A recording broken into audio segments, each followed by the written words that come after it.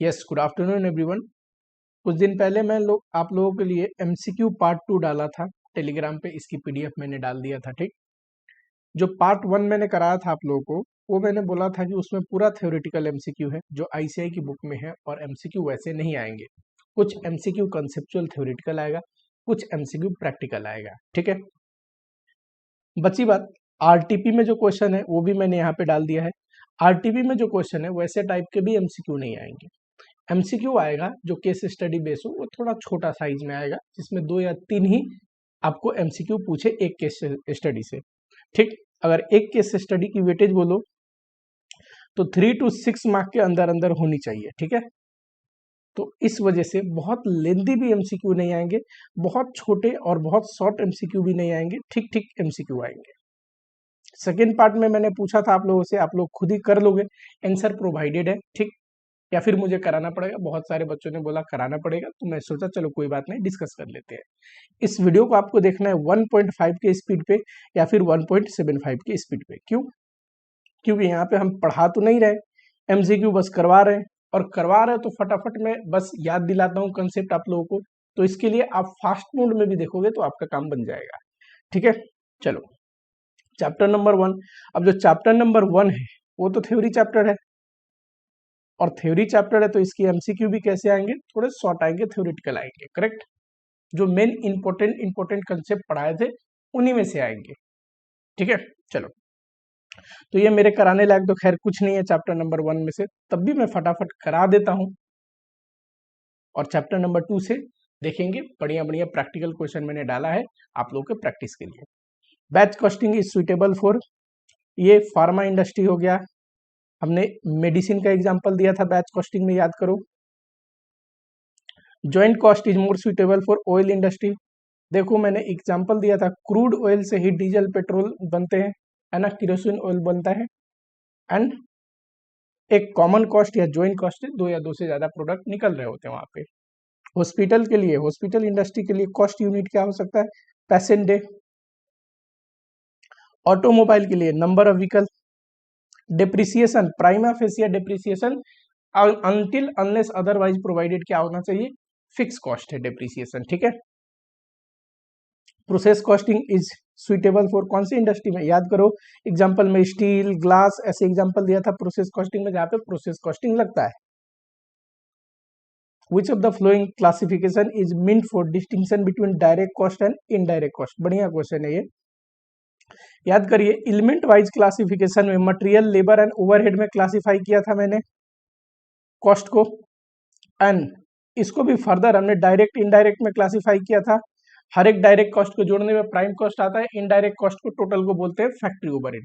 ठीक, तो डायरेक्ट और इनडायरेक्ट जो है डिस्टिंक्शन, ये एलिमेंट वाइज क्लासिफिकेशन में हमने पढ़ा था। It is a method of dealing overhead which involve spreading common cost over cost centre. Overhead में प्राइमरी डिस्ट्रीब्यूशन में एक था एलोकेशन, जिस कॉस्ट सेंटर का जो खर्चा है उसको एलोकेट करते थे। एक था अपोर्शनमेंट, यानी कि कॉमन कॉस्ट को 2 या 2 से ज्यादा कॉस्ट सेंटर में अपोर्शन करते थे रीजनेबल बेसिस के बेसिस पे। ठीक है, तो इसको क्या बोलते हैं, अपोर्शनमेंट, जिसमें कॉमन कॉस्ट को 2 या 2 से ज्यादा कॉस्ट सेंटर में बांटते थे। ठीक, absorption costing is also known as all of above, क्यों फुल कॉस्टिंग, क्यों, क्योंकि प्रोडक्ट कॉस्ट में वेरिएबल और फिक्स कॉस्ट दोनों होते हैं, टोटल कॉस्ट होता है, इसीलिए फुल कॉस्टिंग। ट्रेडिशनल कॉस्टिंग, इसका तो सेकेंड नाम ही है ट्रेडिशनल कॉस्टिंग। ठीक, पढ़ाया भी था आपको, याद करो, एबीसी एक्टिविटी बेस्ड कॉस्टिंग जो चैप्टर पढ़े थे, वहां ट्रेडिशनल कॉस्टिंग, जिसको ऑब्जर्प्शन बेस्ड कॉस्टिंग भी बोलते हैं, और एक्टिविटी बेस्ड कॉस्टिंग का डिफरेंस पढ़ाया था। तब मैंने ये बोली भी थी कि activity based cost, traditional costing को ही क्या बोलते हैं, ऑब्जर्प्शन कॉस्टिंग को ही ट्रेडिशनल कॉस्टिंग। ठीक है, चलो इसका भी लॉजिक बता देता हूँ, इतना डिटेल में तो जानने की जरूरत नहीं। इसको हिस्टोरिकल कॉस्टिंग बोलते हैं, क्यों, हिस्टोरिकल कॉस्टिंग में जो हिस्टोरिकली कॉस्ट इनकर्ड हो गए उसी की अकाउंटिंग करते हैं। ठीक, और ऑब्जर्प्शन कॉस्टिंग होता क्या है, रेगुलर प्रोडक्ट के लिए, ठीक, रेगुलर प्रोडक्ट की कॉस्ट निकालना हो, प्रॉफिटेबिलिटी निकालनी हो, ऑब्जर्प्शन कॉस्टिंग यूज करते हैं। ठीक, डिसीजन मेकिंग के लिए ऑब्जर्प्शन कॉस्टिंग यूज नहीं होता, नए ऑफर के लिए ऑब्जर्प्शन कॉस्टिंग ज्यादातर यूज नहीं होता। अब जब ऑब्जर्प्शन कॉस्टिंग यूज नहीं होता डिसीजन मेकिंग के लिए, तो जो हिस्टोरिकल कॉस्ट है ये तो ऑब्जर्प्शन कॉस्टिंग लेता है, लेकिन जो अपॉर्चुनिटी कॉस्ट है ये तो ज्यादातर डिसीजन मेकिंग में आते हैं। तो ऑब्जर्प्शन कॉस्टिंग में देखोगे तो अपॉर्चुनिटी कॉस्ट का कंसेप्ट उतना होता नहीं, ठीक है। Primary objective of cost accounting में बहुत सारे ऑब्जेक्टिव पढ़े थे हमने। कॉस्ट सर्टेन करना, determine selling price, cost control, cost reduction and decision making. देखोगे तो ये वाला आंसर आएगा। अपॉर्चुनिटी कॉस्ट किसको बोलते हैं? Cost of next best alternative. in the context of cost element, which category include cost of raw material, direct labour and direct expense? सारे direct खर्चे को क्या बोलते हैं? Prime cost. which type of cost is incurred to support multiple cost object but cannot be traced to any specific one? अगर trace कर सकते थे तो डायरेक्ट कॉस्ट होता, नहीं ट्रेस कर सकते तो उसको क्या बोलेंगे? Indirect cost. Cost of production कैसे निकलता है पूछ रहा है, बताओ। कॉस्ट ऑफ प्रोडक्शन में क्या होते हैं? सारे डायरेक्ट खर्चे भी, फैक्ट्री ओवरहेड भी, फैक्ट्री कॉस्ट होता ही है, और कुछ एडमिनिस्ट्रेटिव ओवरहेड जो प्रोडक्शन से संबंधित है। तो कौन सा टिक करोगे? ये थोड़ा मिस्टेक हो गया है। अच्छा, पूछ रहा है अपॉर्चुनिटी कॉस्ट अगर 10,000 है तो इकोनॉमिक कॉस्ट का मतलब इम्प्लीसिट कॉस्ट कितना होना चाहिए? तो वो भी 10,000 होगा। अगर डायरेक्ट मटेरियल का कॉस्ट 20,000 है, डायरेक्ट लेबर इतना, डायरेक्ट एक्सपेंस इतना, प्राइम कॉस्ट कितना, तीनों को जोड़ दो। अगर फिक्स मैन्युफैक्चरिंग कॉस्ट इतना है, नंबर ऑफ यूनिट प्रोड्यूस इतना है, फिक्स कॉस्ट पर यूनिट बोले तो इसको डिवाइड कर दो नंबर ऑफ यूनिट से, 10 आनी चाहिए। ऐसे बेसिक टाइप के क्वेश्चन नहीं पूछेंगे, बहुत बेसिक है ये तो, ठीक है।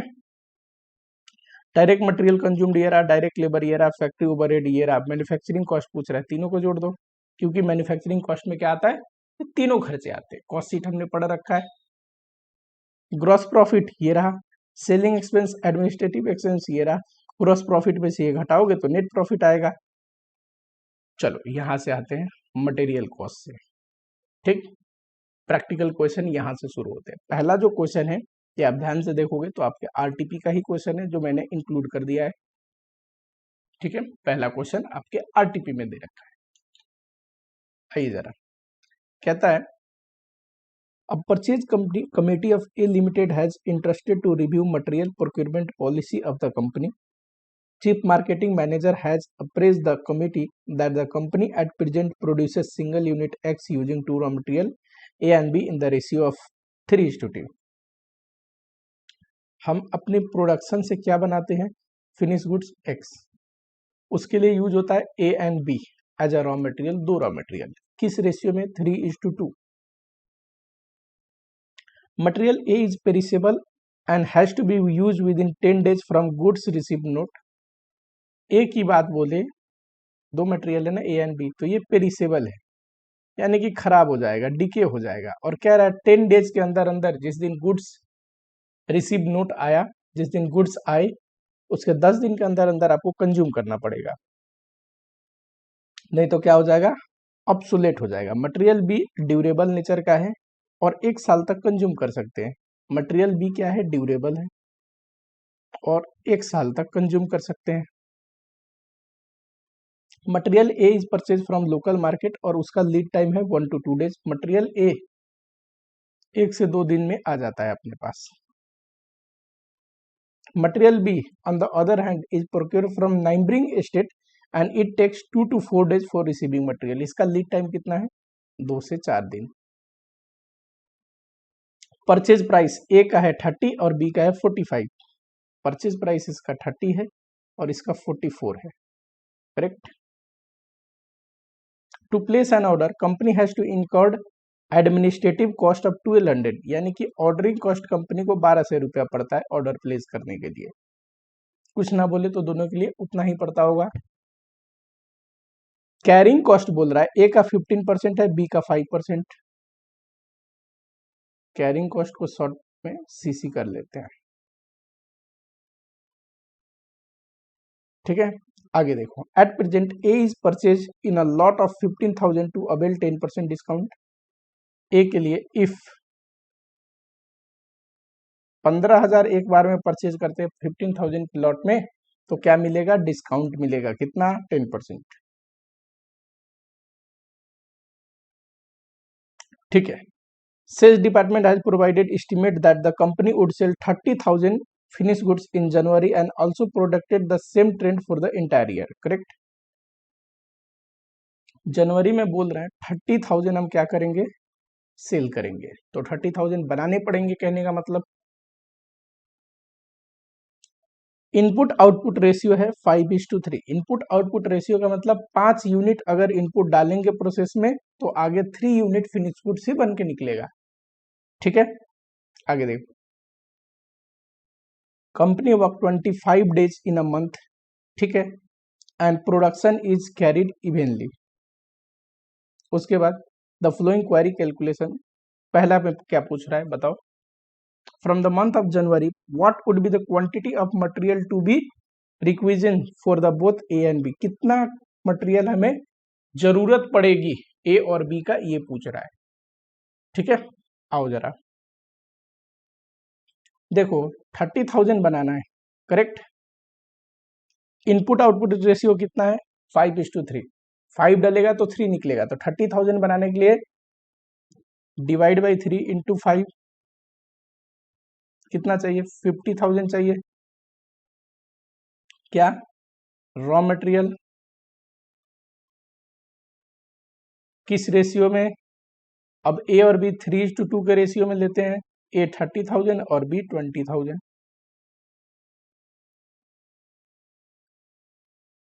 इकोनॉमिक ऑर्डर क्वांटिटी बताइए बोथ ए एंड बी का।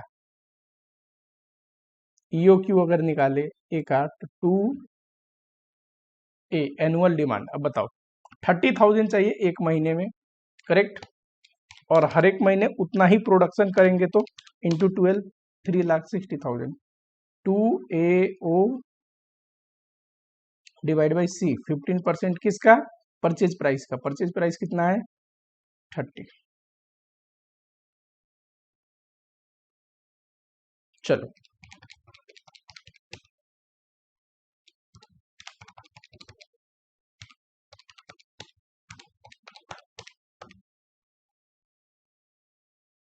सिमिलरली यहां बी का करो।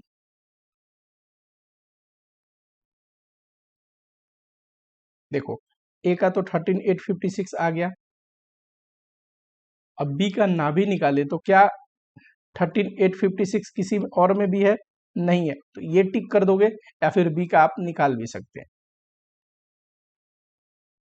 एनुअल, ये मंथली है, इंटू 12 कर दो, इंटू 1200 कर दो, डिवाइड बाई 15% किसका 44 का। ठीक, तो सेपरेटली कर भी सकते हैं, या फिर एक का निकाल लिया, और सिमिलर ऑप्शन किसी और में नहीं है तो यही होना चाहिए। मैक्सिमम लेवल ऑफ ए पूछ रहा है, बताओ मैक्सिमम लेवल का फॉर्मूला क्या है, reorder level plus reorder quantity minus minimum consumption into minimum lead time, यही फॉर्मूला था। चलो जरा कंजम्पशन देखते हैं ए का। 30,000 अगर कंजम्पशन है, ठीक, एक महीने का, और एक महीने में कितने दिन काम करते हैं 25 डेज, तो पर डे कंजम्पशन कितना आएगा। पर डे कंजम्पशन क्यों निकाल रहे हैं, क्योंकि देखिए लीड टाइम डेज में है तो कंजम्पशन भी हमें डेज में चाहिए, correct. Reorder level maximum consumption, अब यहाँ पे मैक्सिमम भी यही है, मिनिमम भी यही है, एवरेज भी यही है, ठीक,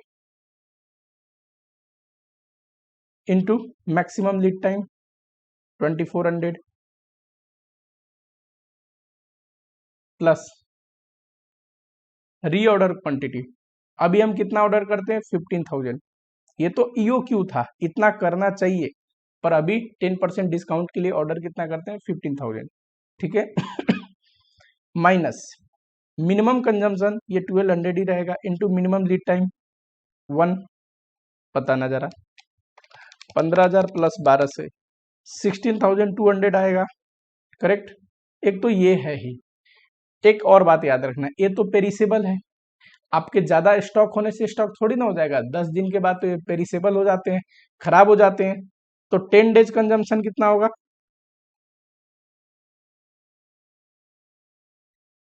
1200 डेली का कंजम्पशन है, इंटू 10 12,000, बताओ 12,000 यूनिट से ज्यादा अगर है अपने पास स्टॉक तो वो तो खराब ही हो जाएगा।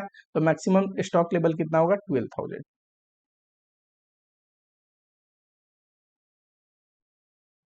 कह रहा है ये थोड़ा मिस्टेक हो गया है, ए ना होके बी होगा लॉस, अब ठीक कर लेना। पूछ रहा है सेविंग या लॉस बताइए मटेरियल ए का if purchase order is equal to EOQ. अभी परचेज करते हैं 15,000, अगर इतना ना करके ईओक्यू 13,856 इतना अगर करते हैं तो ईओक्यू पे परचेज करने की वजह से हमें कितना सेविंग या लॉस होगा। ठीक है, चल सबसे पहले देखो अपना एनुअल कंजम्पशन कितना है, कितना चाहिए हमें ए के लिए, तो 30,000 हर एक महीने चाहिए इंटू 12, 3,60,000 है ना, 3,60,000। मैक्सिमम 12,000 हम एक बार में कंज्यूम कर सकते हैं, कितना भी खरीदे। क्यों? 12,000 से एक्स्ट्रा वाला क्वांटिटी तो खराब ही हो जाएगा ना, क्योंकि 10 डे कंजम्पशन से ज्यादा तो हम रख ही नहीं पाएंगे। तो अगर 15,000 भी खरीद रहे हैं तो हम कंज्यूम कितना कर पाएंगे? 12,000 ही। नंबर ऑफ ऑर्डर कितना आएगा? भले ही 15,000 खरीद रहे हैं लेकिन कंज्यूम कितना करेंगे? 12,000। 3,000 क्या हो जाएगा? खराब हो जाएगा। तो 12,000 अगर कंज्यूम कर रहे हैं तो कितने बार ऑर्डर प्लेस करना पड़ेगा? Divide by 12। अभी मैं कैलकुलेशन नहीं कर रहा हूं, अभी सिर्फ आपको समझा रहा हूं। ठीक है, तो 3,60,000 डिवाइड बाई 12, 12,000 ये आएगा 30 टाइम्स। करेक्ट। और यहाँ पे भी देखो, आप भले ही इतना इतना खरीदो 13,856 लेकिन कंज्यूम कितना करोगे? 12,000। एक्स्ट्रा जो है वो तो खराब हो जाएगा, तो यहाँ पे भी 30 टाइम्स मंगाना पड़ेगा। तो टोटल परचेज पता है कितना करना पड़ेगा आपको? परचेज क्वांटिटी भले ही इतना कंज्यूम करना है, मंगाना ज्यादा पड़ेगा, 3-3 हजार हर एक लॉट में खराब हो जाएगा ना। 30 टाइम्स अगर मंगा रहे हो 15,000 के हिसाब से, 15,000 इंटू 30, इसमें तो 4,50,000 खरीदना पड़ेगा, जिसमें क्या है इतना कंज्यूम्ड होगा 360 और बचा हुआ क्या हो जाएगा? 90,000 यूनिट खराब हो जाएंगे। इसमें बताओ, तो 13,856 इंटू 30 इतना खरीदना पड़ेगा। ठीक है, एक बार आपने ये निकाल लिया, टोटल परचेज कितना करना पड़ेगा अब आ जाएगा। ठीक, कैसे?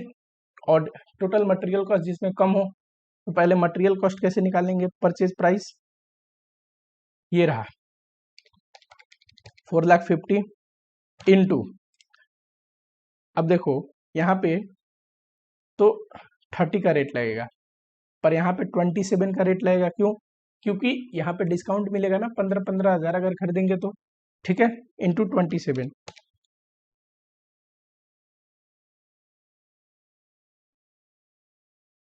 यहाँ पे बताओ।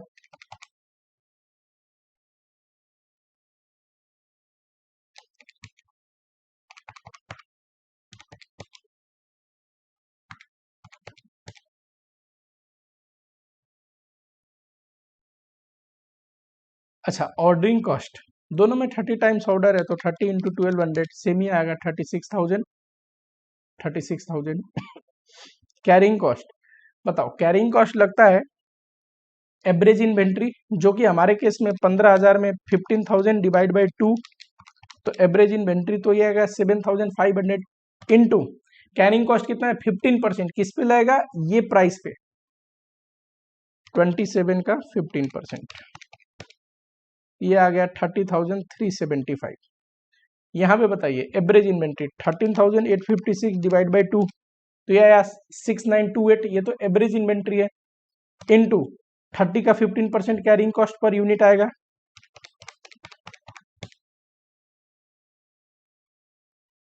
चलो इनको टोटल कर दो जरा।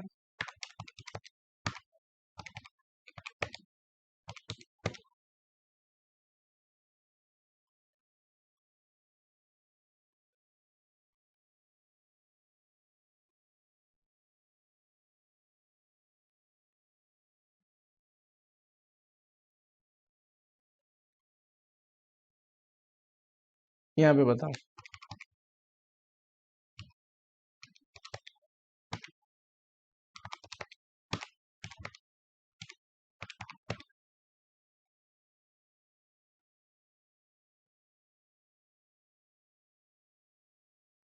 कितना है एक्स्ट्रा कॉस्ट ईओक्यू पे?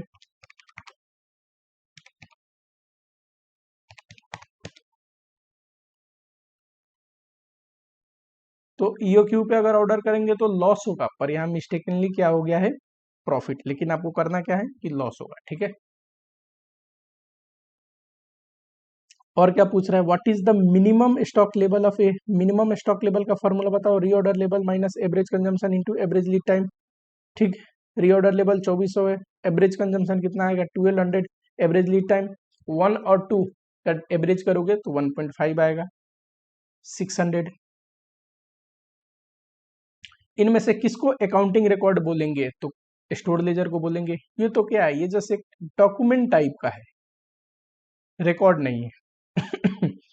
रीऑर्डर लेवल निकालिए, रीऑर्डर लेवल का एक फॉर्मूला है, सेफ्टी स्टॉक या minimum stock plus average consumption into average lead time.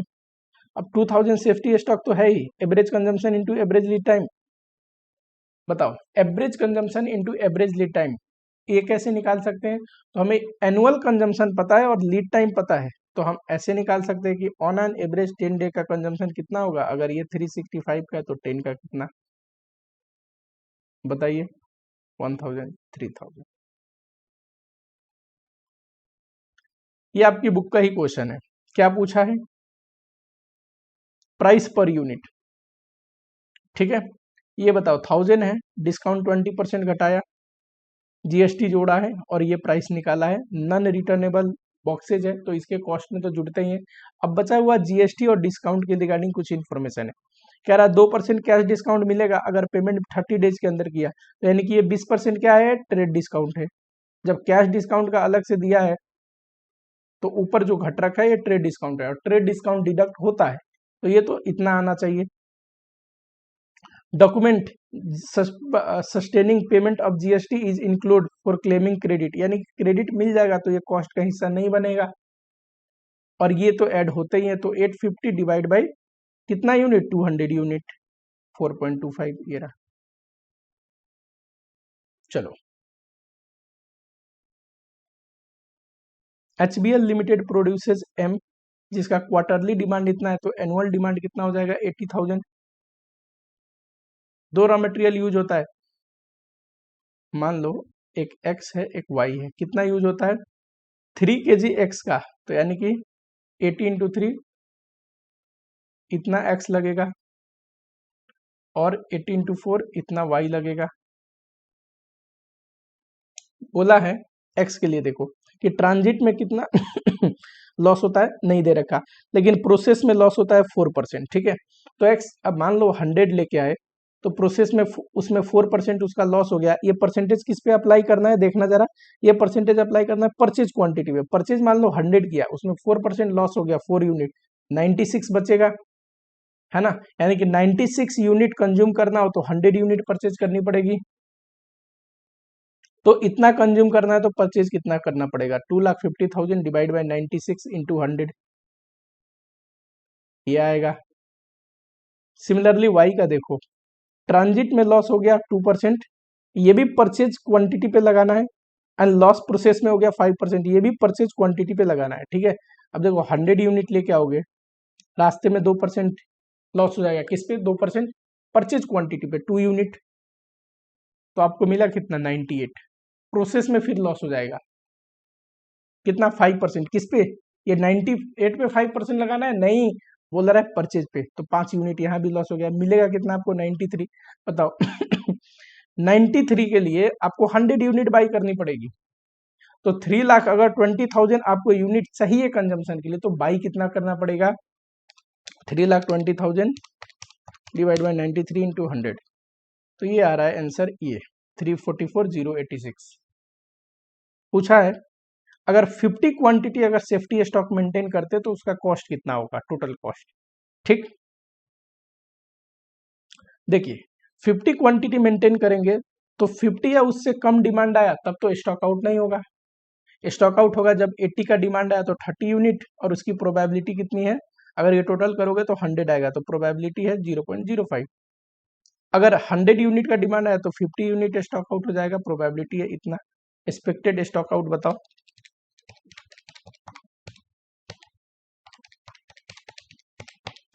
ये 2.5 आया। स्टॉक आउट कॉस्ट हर एक स्टॉक आउट पे 150,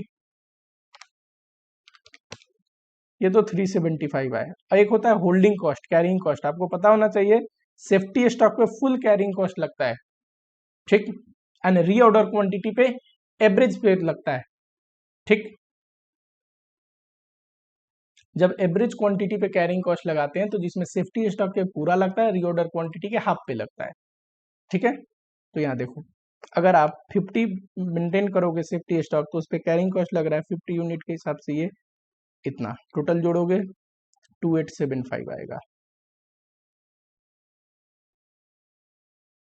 ईओक्यू बताइए, मेरे कराने लायक ऐसा कुछ नहीं है, ये रहा यूनिट प्राइस, ये रहा ये क्यों दे रखा है, छोटा मोटा क्वेश्चन भी आ सकता है। कैरिंग कॉस्ट में ये तीनों लेते हैं जो कि है 20%, और ये 20% लगता है इस पे जो कि आएगा carrying cost 4 rupees per unit, ठीक है। ईओक्यू की अगर बात करें तो ईओक्यू कितना आएगा, 2AO divide by C root over, जो कि आने चाहिए 200 यूनिट। अब प्रॉब्लम ये है 200 यूनिट तो ये तीनों में ही है ना। दूसरा चीज पूछा है वेरिएबल कॉस्ट, देखो परचेज प्राइस तो सब में सेम आएगा, वेरिएबल कॉस्ट यानी कि टोटल मटेरियल कॉस्ट पूछ रहा है, ठीक है। परचेज प्राइस सब में सेम आएगा, कितना, 5000 इंटू 20, 1 लाख। लेकिन जहां पे ईओक्यू है, ऑर्डरिंग कॉस्ट उसका निकाल लो या कैरिंग कॉस्ट निकाल लो, चलो कोई नहीं, तो 200 डिवाइड बाई 2, एवरेज इन्वेंट्री आ गया, इंटू 4, तो ये आया 400। ऑर्डरिंग कॉस्ट कैरिंग कॉस्ट दोनों सेम होते हैं, 4 + 4 800, ये आएगा। HBL limited procure 100 kg raw material for this much, normal loss 5% हो गया, 100 kg में से 5% नॉर्मल लॉस है तो 95 मिलना चाहिए, लेकिन एक्चुअल क्वांटिटी कितना रिसीव हुआ, 85। तो ये जो एक्स्ट्रा लॉस हो गया ये क्या है, अब नॉर्मल लॉस, ठीक। मटेरियल जो स्क्रैप हो गए वो सोल्ड हो सकते हैं कितने, 7 rupees unit.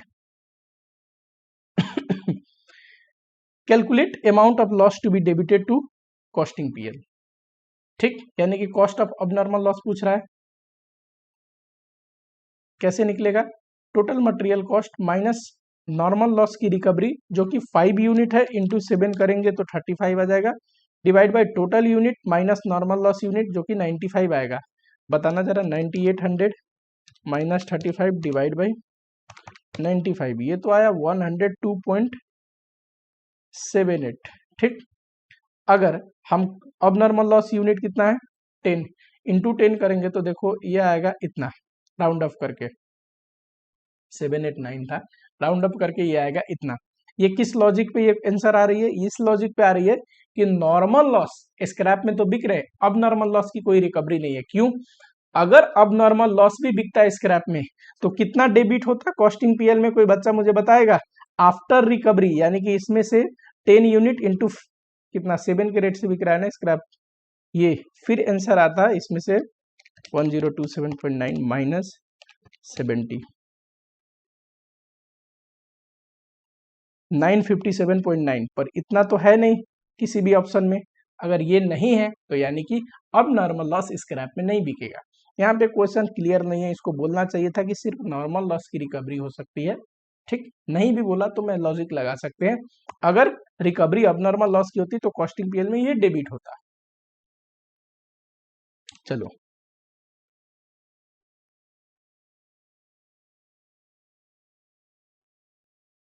Mrs SG private limited manufacture 20,000 unit per month, ये क्या है, फिनिश गुड्स का है, क्योंकि मैन्युफैक्चरिंग किसकी करते हैं हम, फिनिश गुड्स की करते हैं। Cost of placing order, ordering cost है 1500, ठीक। परचेज प्राइस कितना है 100, कैरिंग कॉस्ट कितना है, कैरिंग कॉस्ट दे रखा है 9.75, परचेज प्राइस पे लगता है तो इस पे लगाओगे 100 पे इतना आएगा, ठीक। वीकली कंजम्पशन दिया है कितना, ये मिनिमम, ये मैक्सिमम, ये एवरेज, करेक्ट। रॉ मटेरियल का होता है consumption. Reorder level reorder quantity पूछा है। अब बताओ, रीऑर्डर क्वांटिटी अगर हमें निकालना हो तो उसके लिए एनुअल कंजम्पशन भी तो जरूरी है। फॉर्मूला क्या है, 2AO divide by C root over. अब प्रॉब्लम ये एनुअल कंजम्पशन है नहीं, ये क्या है, ये तो है प्रोडक्शन, और इनपुट आउटपुट रेशियो दिया नहीं, पर हम एनुअल कंजम्पशन निकाल सकते हैं। अगर वीकली एवरेज कंजम्पशन ये है एनुअल कंजम्पशन कितना आएगा, ठीक।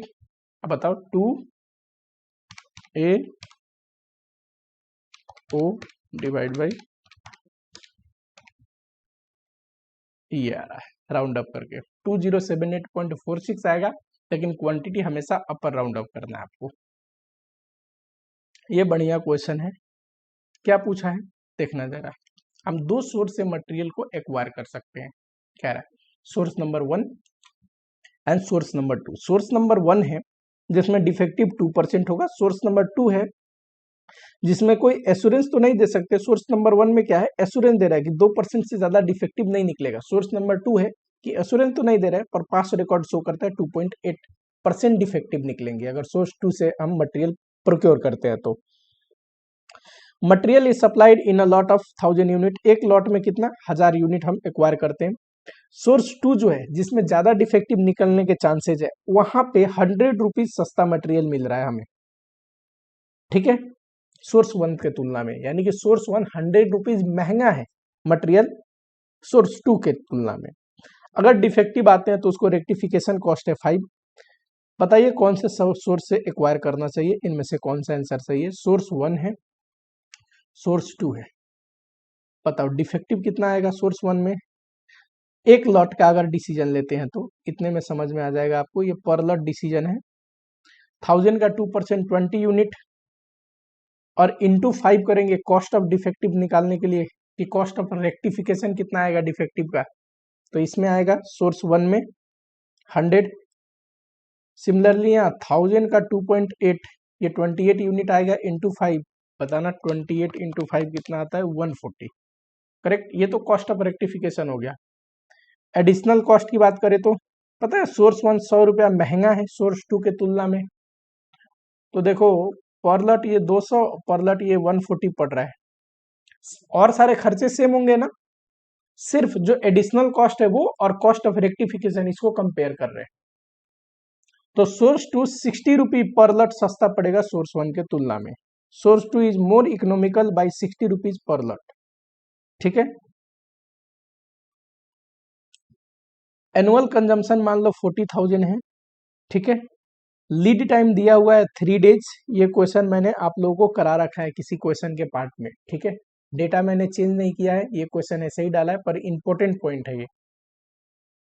कह रहा हमारे पास इतना स्टॉक है, एक साल में इतना दिन होता है, बताइए नेक्स्ट ऑर्डर कब प्लेस करें। बताओ 3 डेज का स्टॉक, 3 डेज हमें लगता है मंगाने में, तो कम से कम 3 डेज का तो हमारे पास स्टॉक होनी चाहिए कि आज ही ऑर्डर प्लेस करें तो कम से कम 3 दिन आने में लगेगा, तब तक की तो स्टॉक हो। तो 3 डेज कंजम्पशन निकालिए जब भी ऐसा क्वेश्चन पूछे।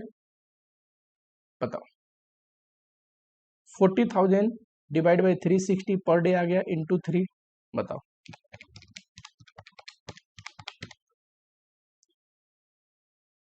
इतना। हमारे पास इन्वेंट्री कितना है, एग्जैक्टली इतना, तो हमें आज का अभी इमीडिएटली ऑर्डर प्लेस करनी चाहिए, तभी तो ये कंज्यूम होंगे 3 डेज में, तब तक इन्वेंट्री आ जाएगा अपना, ठीक है। तो इसीलिए लिखा है order should be place immediately. जरा सेफ्टी स्टॉक निकालिए। सेफ्टी स्टॉक का एक फॉर्मूला मैंने पढ़ा रखा है आपको, maximum lead time minus average lead time into average consumption, correct. Maximum lead time इसमें कितना है, लीड टाइम दे रखा है 3 और 9, तो 9, एवरेज इन दोनों का एवरेज कितना होगा 6 इनटू एवरेज कंजम्पशन। बताओ टोटल कंजम्पशन ये है, डिवाइड कर दीजिए 360 से, तो एवरेज कंजम्पशन आ जाएगा 54,000 डिवाइड बाई 360 इंटू 3, 450। क्वेश्चन आसानी है, पर आपको आएगा अगर कंसेप्ट क्लियर होगा तभी बनेगा। रीऑर्डर क्वांटिटी दे रखा है आपको 5,000, मैक्सिमम लेवल दे रखा है 8,000, मिनिमम यूसेज दिया है पर आवर और एक दिन में 8 घंटे काम करते, तो मिनिमम कंजम्पशन दे रखा है डेली का कितना 50 into 8 400, and minimum reorder time भी दे रखा है जिसको मिनिमम लीड टाइम बोल सकते हैं 4 डेज। पूछा क्या है, रीऑर्डर लेवल बताइए। आपको पता है मैक्सिमम लेवल का फॉर्मूला है reorder level plus reorder quantity minus minimum consumption into minimum lead time. ठीक, बताओ 8000 ये तो हमें निकालने हैं, ये दे रखा है 5000 माइनस मिनिमम कंजम्पशन कितना है 400 इंटू मिनिमम लीड टाइम 4।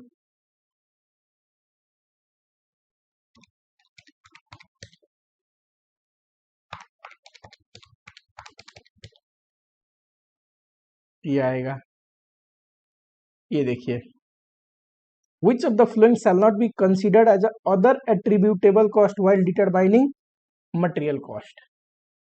देखो जीएसटी हो गया जिसकी क्रेडिट अवेलेबल नहीं है, ये क्या है, परचेज प्राइस में ऐड होता है। ट्रेड डिस्काउंट परचेज प्राइस में रिड्यूस होता है।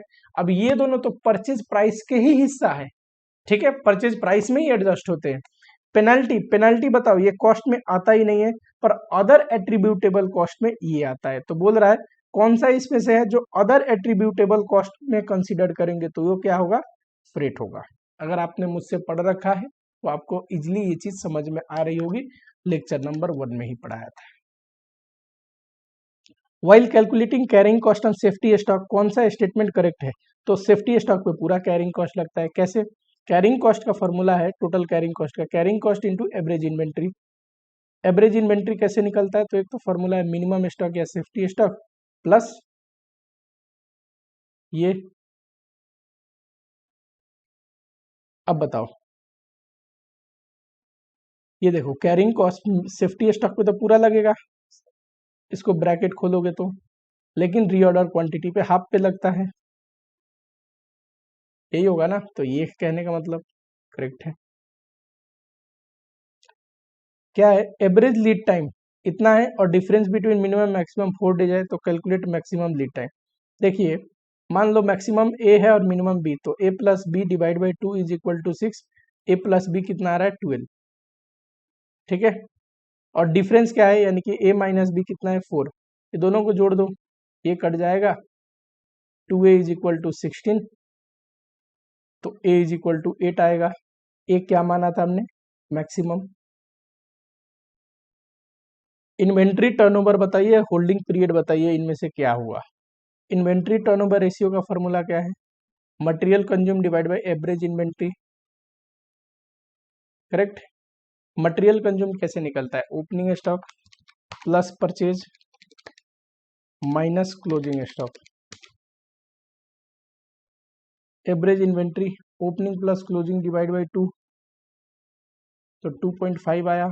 अब प्रॉब्लम ये है 2.5 तो इन दोनों में है, लेकिन होल्डिंग पीरियड जब निकालेंगे डेज कितना लेना है, तो कुछ ना बोले 365,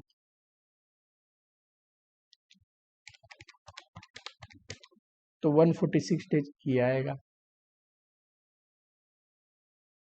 विच of the following statement is true about spoil and defective. Spoil and defective की बात करें तो कौन सा स्टेटमेंट ट्रू है, generally defective can be further process but spoil can not B, ठीक, ये स्टेटमेंट ट्रू है। Spoil can be further process, ये गलत है। Both can be further process, गलत है। जनरली क्या होता है, हैवीली डैमेज आइटम को स्पॉइल बोलते हैं, वो फर्दर प्रोसेसिंग नहीं होती, ये मैंने आपको पढ़ा रखा है, ठीक। चलो जरा आगे आओ, एम्प्लॉय कॉस्ट पे आते हैं, बहुत आसान है। पहला क्वेश्चन है कॉस्ट ऑफ लेबर टर्नओवर पे। ऐसा सिमिलर टाइप का क्वेश्चन बुक में भी है। कॉस्ट ऑफ लेबर टर्नओवर में क्या क्या आता है, एक प्रिवेंटिव कॉस्ट, दूसरा रिप्लेसमेंट कॉस्ट। यही रिप्लेसमेंट कॉस्ट पे अगर लेबर छोड़ के गया तो क्या कॉस्ट इनकर्ड हो सकती है, एक तो ये सेटलमेंट, रिक्रूटमेंट, ट्रेनिंग, ये सब इनकर्ड तो होता ही है, प्लस कंट्रीब्यूशन भी लॉस्ट हो जाता है। नया लेबर आएगा, हो सकता है कुछ दिन वैकेंसी थी तो काम ही नहीं, वो जो लेबर वैकेंट हुआ है वहां पे जो काम कर सकता था, अगर सीट खाली नहीं हुई होती, वो लेबर गया नहीं होता, तो प्रोडक्शन तो होती। जो प्रोडक्शन नहीं हो सकता, पोटेंशियल आवर लॉस हो गए उस लेबर का, ठीक, वो प्रोडक्शन नहीं होने की वजह से जो कंट्रीब्यूशन लॉस हुआ। दूसरा, जो नया आएगा हायरिंग के बाद, वो शुरू में एक्सपीरियंस तो होगा नहीं, तो जितना वो बना सकता था वो डिक्लाइन इन आउटपुट, यानी कि कम बनाएगा, क्योंकि उसके पास इफिशियंसी उतनी नहीं है, वहां पे भी थोड़ा नुकसान होगा अपने को, ठीक। तो जो यूनिट बन सकते थे, बिक सकते थे, वो बने नहीं, उस पर कंट्रीब्यूशन लॉस। चलो, कह रहा है ट्रेनिंग पीरियड कितना है 50 hours. During training period 60% experience इंसान जितना काम कर सकता है इफिशियंसी पे, यानी कि अगर 1 घंटे में एक एक्सपीरियंस इंसान 10 यूनिट बनाता है, तो ये जो नया इंसान आया है वो सिर्फ 6 यूनिट बनाएगा, ये कहने का मतलब है। और time required by experience worker is 10 hours per unit, कोई दिक्कत नहीं। तो देखना जरा 50,000 यूनिट में अगर 50,000 आवर्स है, 50,000 आवर्स है, एक एक्सपीरियंस इंसान होता है पता है 5,000 यूनिट बनाता है। लेकिन ये जो न्यू वर्कर आया है ये तो 60% ही कैपेसिटी पे काम कर रहा है, तो इसका 60% सिर्फ 3,000 बनाएगा, यानी कि 2,000 यूनिट कम बनाएगा। 2,000 यूनिट क्यों कम बना रहा है? क्योंकि अभी ये अनएक्सपीरियंस है, उतना फास्ट काम नहीं कर सकता जितना एक एक्सपीरियंस इंसान कर सकता है, तो ये नुकसान हुआ। ये जो बन के बिक सकते थे, जिसपे कंट्रीब्यूशन कमा सकते थे, नहीं कमा रहे। 20% of the output during the training period was defective. Cost of rectification was 25. बताओ, जो बनाया भी 3,000, इसका भी 20% कितना होगा? 600 डिफेक्टिव है, और उसको रेक्टिफिकेशन करानी पड़ेगी, 25 रुपया कॉस्ट लगेगा। तो 15,000 तो कॉस्ट ऑफ रेक्टिफिकेशन हो गया यहाँ पे। Potential hour loss due to delay in recruitment. अब बताओ, हम रिक्रूटमेंट कर नहीं पाए, वैकेंट था, 1 लाख घंटे लॉस हो गया। एक यूनिट बनाने में 10 घंटे लगते हैं, यानी कि 10,000 यूनिट जो बन सकते थे वो नहीं बने। एक तो 10,000 वैकेंसी की वजह से नहीं बन पाए, और जब आया तो बनाया कितना? 3,000 बना सकता था, अगर एक्सपीरियंस इंसान होता तो 5,000, तो वहां 2,000 ये लॉस हुआ। तो टोटल में तो 12,000 यूनिट पे नुकसान हुआ है अपने को। ठीक है। Quantity of output loss due to labour turnover, अभी मैंने सिखाया 12,000 कैसे। 10,000 ये जो वैकेंसी की वजह से है, और 2,000 ये जो डिक्लाइन इन आउटपुट है। How much loss in form of contribution the company incurred due to labour turnover, contribution की वजह से कितना कंट्रीब्यूशन लॉस होगा यूनिट पे लेबर टर्नओवर होने की वजह से, बताओ फटाफट से। ठीक है, तो देखो 12,000 यूनिट तो बना के बेच सकते हो, नहीं बना पा रहे हैं, और पर यूनिट कंट्रीब्यूशन कितना है? 180 का 20%। पीबी रेशियो क्या होता है? कितना कंट्रीब्यूशन है ये शो करता है। 180 का 20% कितना है? 36 पर यूनिट।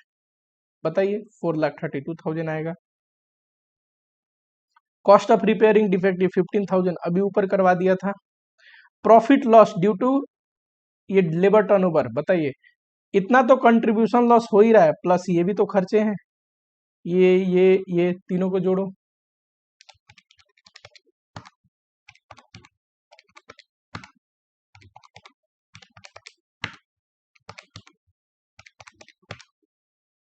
ठीक है,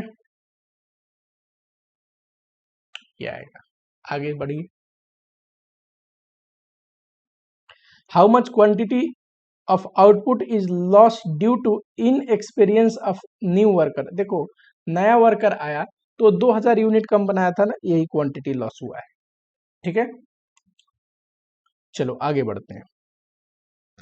ओवर टाइम क्या बोलेंगे? एक्चुअल आवर, जब अगर नॉर्मल आवर से ज्यादा काम कर रहे हैं तो उसको ओवर टाइम बोलते हैं। ठीक है, अच्छा ऊपर ये जो 9 लाख है, इसमें निकालने में एक चीज मैंने जोड़ा है, 15,000 कॉस्ट ऑफ डिफेक्टिव का जो रेक्टिफिकेशन है, भूलना मत। ठीक है, तो वो जोड़ना पड़ेगा। लेबर प्रोडक्टिविटी कैसे मेजर कर सकते हैं? 2 तरीका तो मैंने आपको प्रैक्टिकल में बताया। Output, actual output standard output को कंपेयर करके, याद करो इफिशियंसी के 2 फॉर्मूले थे ना, और दूसरा standard our and actual our को कंपेयर करके। लेकिन ध्यान से देखोगे, जैसे कि एक तो है आवर वाला, और दो क्या है total output with total man hour. बिल्कुल ऐसे भी लेबर टर्नओवर कर सकते हैं। मान लो एक ग्रुप ए है, इनको 100 मैन आवर्स दिया गया तो इन्होंने 5,000 यूनिट बनाया। ग्रुप बी है, इनको भी 100 ही मैन आवर्स दिया गया, इन्होंने 6,000 यूनिट बनाया। कौन ग्रुप ज्यादा इफिशियंट है? ऑब्वियसली बी यूनिट ज्यादा इफिशियंट है।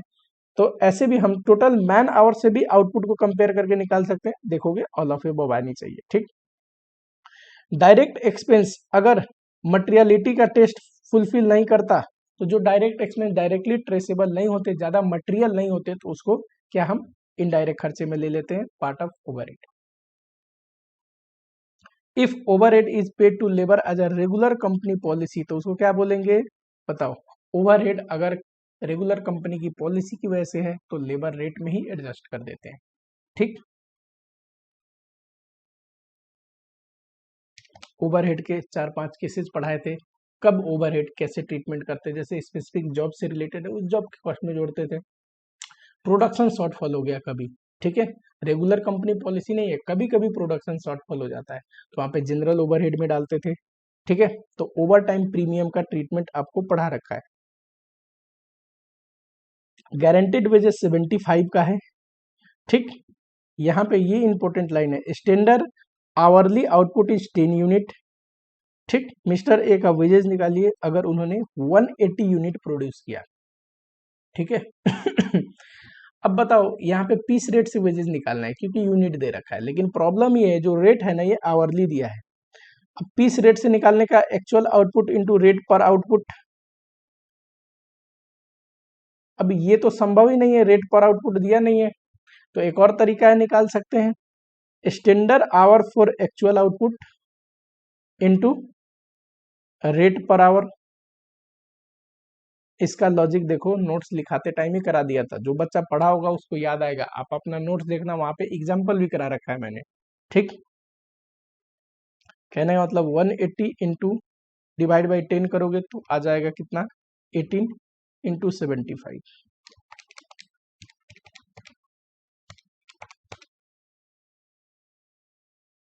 Under Rohan plan which of the following statement hold goods, Rohan plan में कौन सा स्टेटमेंट करेक्ट है बताइए क्वालिटी ऑफ वर्क में suffer, incentive is link to directly link to time save, worker with different efficiency may get same bonus. ये तो limitation पढ़ाया था रोहन का, याद करो जब रोहन प्लान पढ़ाया था तो ये लिमिटेशन पढ़ाया था। और ये दो जो है ना ये हलसे में ज्यादा तरीके से अच्छे से होल्ड गुड करते हैं, क्यों, क्योंकि रोहन में टाइम सेव पे बोनस तो मिलता है पर डायरेक्टली लिंक नहीं है टाइम सेव से, जरूरी नहीं कि जिस रेशियो में टाइम सेव करते जाओगे उसी रेशियो में बोनस बढ़ते जाएगा। ठीक, तो सी पार्ट को आप टिक करोगे। रिप्लेसमेंट कॉस्ट में क्या इंक्लूड नहीं होता है, एक होता है प्रिवेंटिव और दूसरा होता है रिप्लेसमेंट कॉस्ट। ऊपर रिप्लेसमेंट कॉस्ट का क्वेश्चन था, ये सारे होते हैं और ये क्या है, प्रिवेंटिव कॉस्ट का एग्जांपल है, तो ये नहीं होता है। ठीक, अगर लेबर टर्नओवर दिया है फ्लक्स मेथड से 10%, रिप्लेसमेंट से 5%, सेपरेशन से ये, ठीक, नंबर ऑफ वर्कर रिप्लेस दिया है 30, तो बताइए लेफ्ट हैंड डिस्चार्ज यानी कि सेपरेटेड कितना हुए। अब यहाँ पे बताओ 30 दे रखा है रिप्लेसमेंट, उसका फॉर्मूला परसेंटेज भी दे रखा है कितना 5, तो एवरेज नंबर ऑफ एम्प्लॉय अगर आप निकालोगे तो ये आएगा 600, और अपने को सेपरेशन निकालना है ना, सेपरेशन कितना है 3%, सेपरेशन का फॉर्मूला लगाओगे तो ये आएगा 18।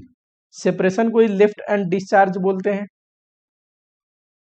काफी सिंपल था, बेसिक था, अगर आपको रिवाइजो आराम से बना सकते हो। ये बुक के ही क्वेश्चन का पार्ट है, ठीक है, आराम से आप कर सकते हैं।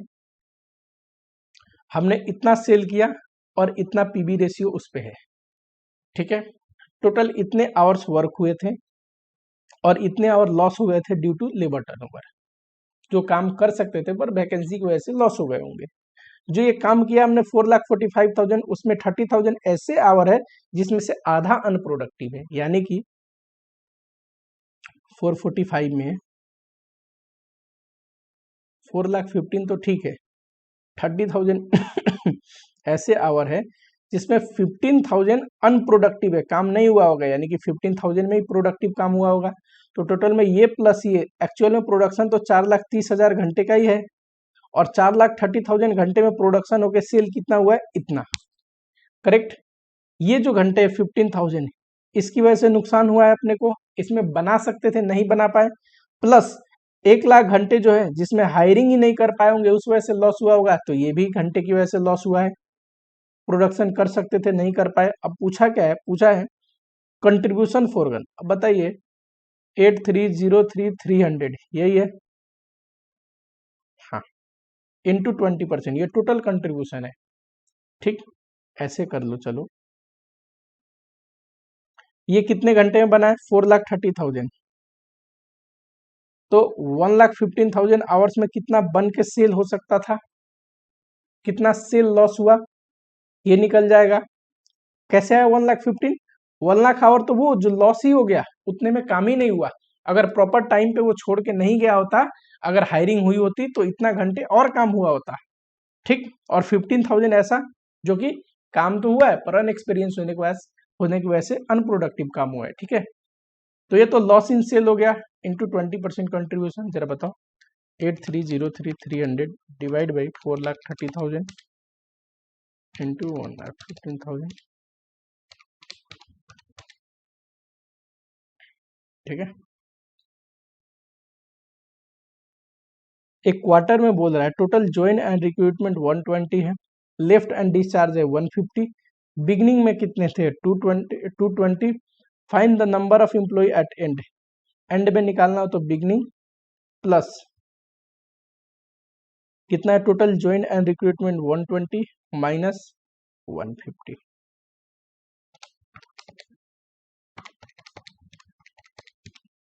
वन 190 आएगा। ठीक है, कैसे निकला? Beginning plus accession minus separation, पढ़ा रखा है आपको, लिखा भी रखा है। अब यहाँ पे उतना कॉन्सेप्ट एक्सप्लेन करूंगा तो बात नहीं बनेगी, बहुत टाइम यूज हो जाएगा, ठीक है। थर्ड ओवरहेड है। ओवरहेड में पहला क्वेश्चन वेरी आसान, कौन से टॉपिक से आया है? Under over recovery. ये भी आपके आरटीपी का ही क्वेश्चन है, ठीक। यहाँ देखो एक्चुअल ओवरहेड दिया है जिसमें ये सारे इंक्लूड है, ये प्रोडक्शन से रिलेटेड ओवरहेड नहीं है तो ये घटानी पड़ेगी। तो एक्चुअल ओवरहेड कितना आएगा ये घटाने के बाद बताओ।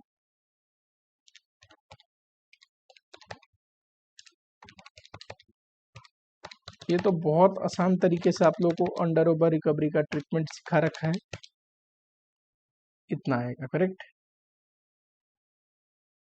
प्रोडक्शन यूनिट चाहिए सप्लीमेंट्री रेट निकालने के लिए, बताइए। इतना फिनिश गुड्स का प्रोडक्शन हो रखा है, WIP इतना है, 50% कंप्लीटेड। कंप्लीटेड यूनिट के टर्म्स में देखोगे इंटू 50% करोगे तो 40,000 आएगा। तो ये प्लस ये 1,50,000 आया unit produce. Actual machine our ये रहा, लिखा है बजटेड ओवरहेड इतना है और बजटेड आवर इतना है, तो रिकवरी रेट कितना आएगा 5040,000 डिवाइड बाई 6,840। रिकवर्ड ओवरहेड कितना आएगा, recovery rate into actual our into 3,000 करोगे, माइनस इसमें से ये घटा दोगे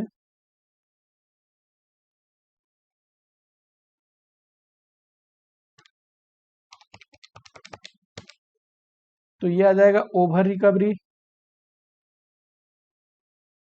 इसमें भी 40% क्या है, डिफेक्टिव प्लानिंग पॉलिसी की वजह से है, तो 60% पे हम सप्लीमेंट्री रेट लगाएंगे इसके।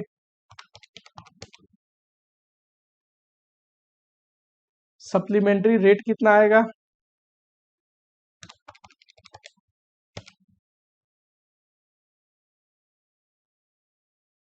ठीक है। आओ जरा बजटेड मशीन और बताइए, रिकवरी रेट निकाला है 820, ये रहा 840, सॉरी ये रहा, ठीक है। एक्चुअल में रिकवर्ड कितना हुआ ये बताइए, ये भी हमने निकाल रखा है रिकवर्ड। अंडर ओवर रिकवरी तो इतना ओवर रिकवरी आएगा, सप्लीमेंट्री रेट ये भी निकाल रखा है।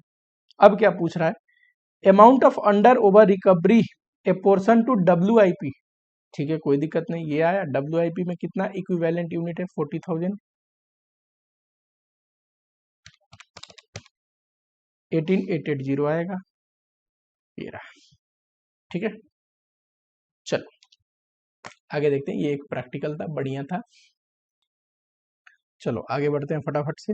अगला क्वेश्चन है, इनमें से कौन सा ज्यादा एक्यूरेट मेथड है फैक्ट्री ओवरहेड ऑब्जर्प्शन के? अब ऑब्जर्प्शन के तो बहुत सारे मेथड होते हैं, यूनिट बेस भी होता है, आवर बेस भी होता है जिसमें मशीन और लेबर आवर है ना, या फिर इनके कॉम्बिनेशन और परसेंटेज बेस भी होता है। अगर आप देखोगे तो मशीन आवर रेट सबसे ज्यादा अप्रोप्रिएट मेथड होते हैं। Warehouse expense is an example of distribution. Warehouse बोले या शोरूम बोले, ये किसके हैं, डिस्ट्रीब्यूशन के, फिनिश गुड्स स्टोर होते हैं, ठीक है। Selling and distribution overhead are absorbed on the basis of, unit basis पे भी हो सकता है, परसेंटेज बेसिस पे भी हो सकता है। तो ये भी है, ये भी है और ये भी है, एनी ऑफ अबव। ऑब्जॉर्प्शन का मतलब क्या होता है, ओवरहेड को प्रोडक्ट पे चार्ज करने को ऑब्जर्प्शन बोलते हैं, charging overhead to cost unit. चलो, which method of absorption of overhead do you suggest in a concern which produces only one uniform type of product. अब देखो, है तो यूनिट बेसिस भी, आवर बेसिस भी, यूनिफॉर्म टाइप ऑफ प्रोडक्ट और एक ही product बना रहा है, तो हम क्या ये rate per unit of output suggest कर सकते हैं, ये ज्यादा अप्रोप्रिएट रहेगा। ठीक है। Under which of the secondary distribution method overhead are distributed from most serving to less serving step या लेडर। अब नॉर्मल इंक्रीज अगर है तो एक्चुअल क्वांटिटी पे ओवरहेड रेट या फिर रिकवरी रेट निकाला जाता है। ठीक है, ये आप खुद से कर सकते हैं, बहुत ही बेसिक है। फैक्ट्री बजटेड ओवरहेड इतनी है, बजटेड रेट इतना है, तो रिकवरी रेट कितना आएगा, 10 पॉइंट करना जरा, 1,008,000 डिवाइड बाई 96, 10.5 करेक्ट।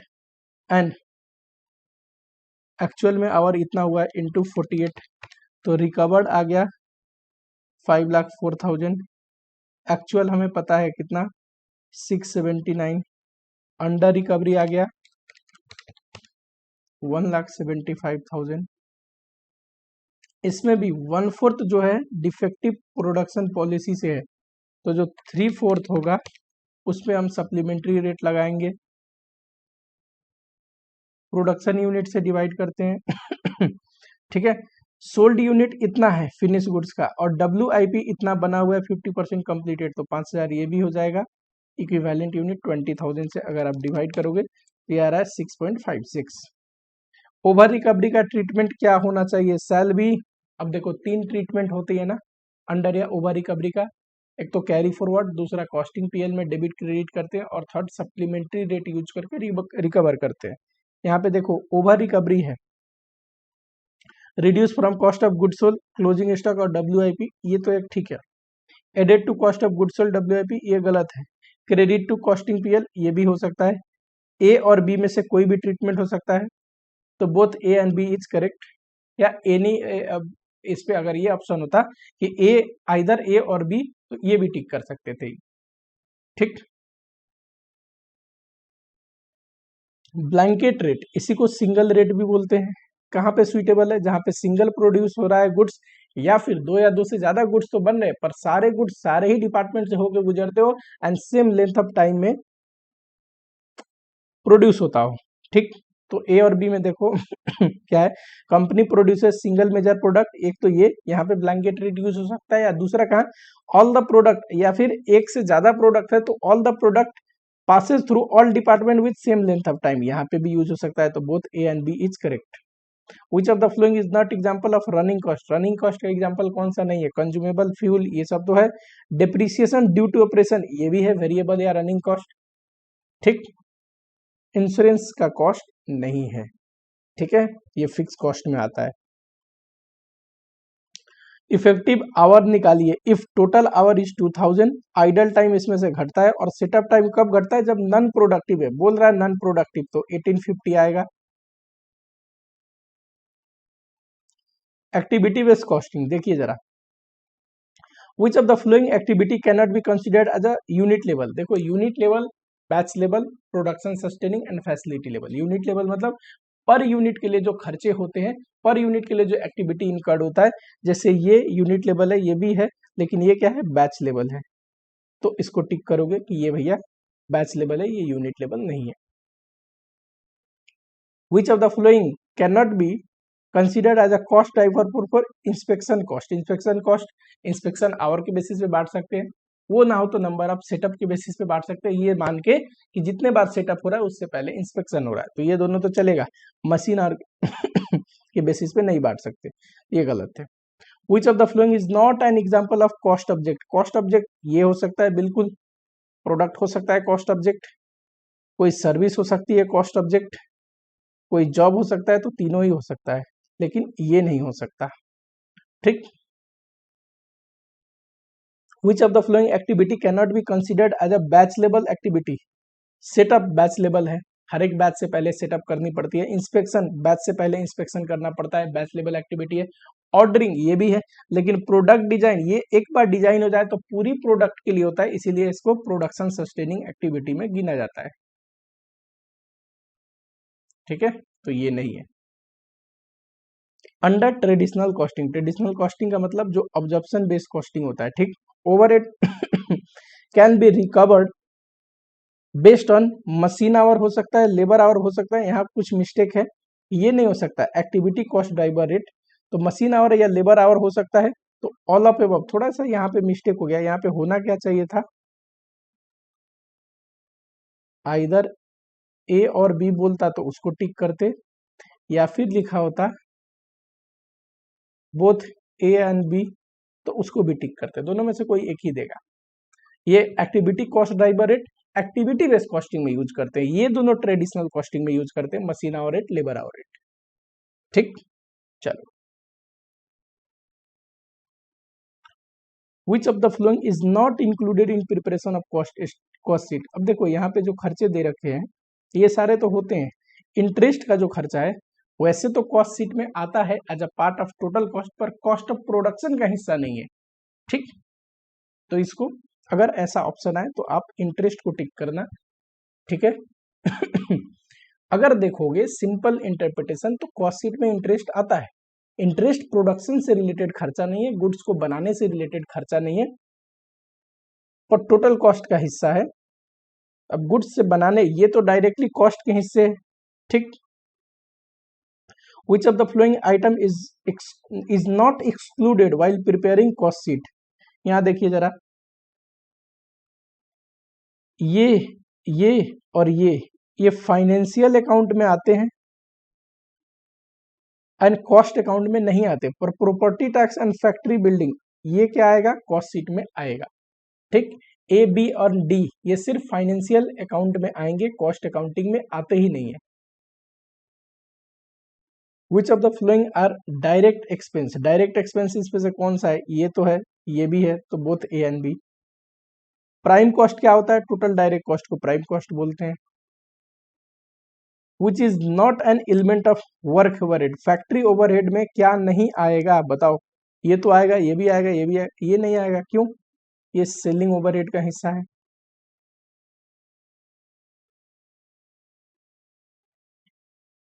आओ जरा, while adjustment of normal surplus in stock material stock flowing account shall be credited. अगर नॉर्मल लॉस होता है तो फैक्ट्री ओवरहेड डेबिट होता है मटेरियल का, तो नॉर्मल सरप्लस हो गया तो क्या करेंगे, फैक्ट्री ओवरहेड को क्रेडिट करेंगे, simple. Why is an integrated accounting system, अगर इंटीग्रेटेड अकाउंटिंग सिस्टम को कॉस्ट इफेक्टिव क्यों बोलते हैं बताओ, क्योंकि उसमें काम बढ़ जाएगा, नहीं, कॉस्ट इफेक्टिव इसलिए बोलते हैं क्योंकि वहां पे सेंट्रलाइज होता है, सारे अकाउंटिंग फंक्शन एक ही बुक मेंटेन करते हैं। ठीक है, चलो, a firm operate integrated cost and financial accounting system, accounting entry for issue of direct material to production. अगर डायरेक्ट मटेरियल प्रोडक्शन पे इश्यू होता है क्या करते हैं, WIP debit to material control या फिर store ledger control account. Integrated system अगर है, accounting entry for direct wages transfer to WIP to wages control account. ठीक है, फिर बोल रहा है इंटीग्रेटेड अकाउंटिंग सिस्टम है, accounting entry for indirect wages, अब इनडायरेक्ट वेजेस फैक्ट्री ओवरहेड को डेबिट करते हैं to wages control account. How purchase of raw material typically recorded in a non integrated, अब जब परचेज करते हैं तो मटेरियल कंट्रोल अकाउंट या स्टेट लेजर कंट्रोल अकाउंट को डेबिट करेंगे टू नॉन इंटीग्रेटेड है ना। ठीक, इंटीग्रेटेड होता तो क्रेडिटर लिखते, नॉन इंटीग्रेटेड है तो GLC। ठीक,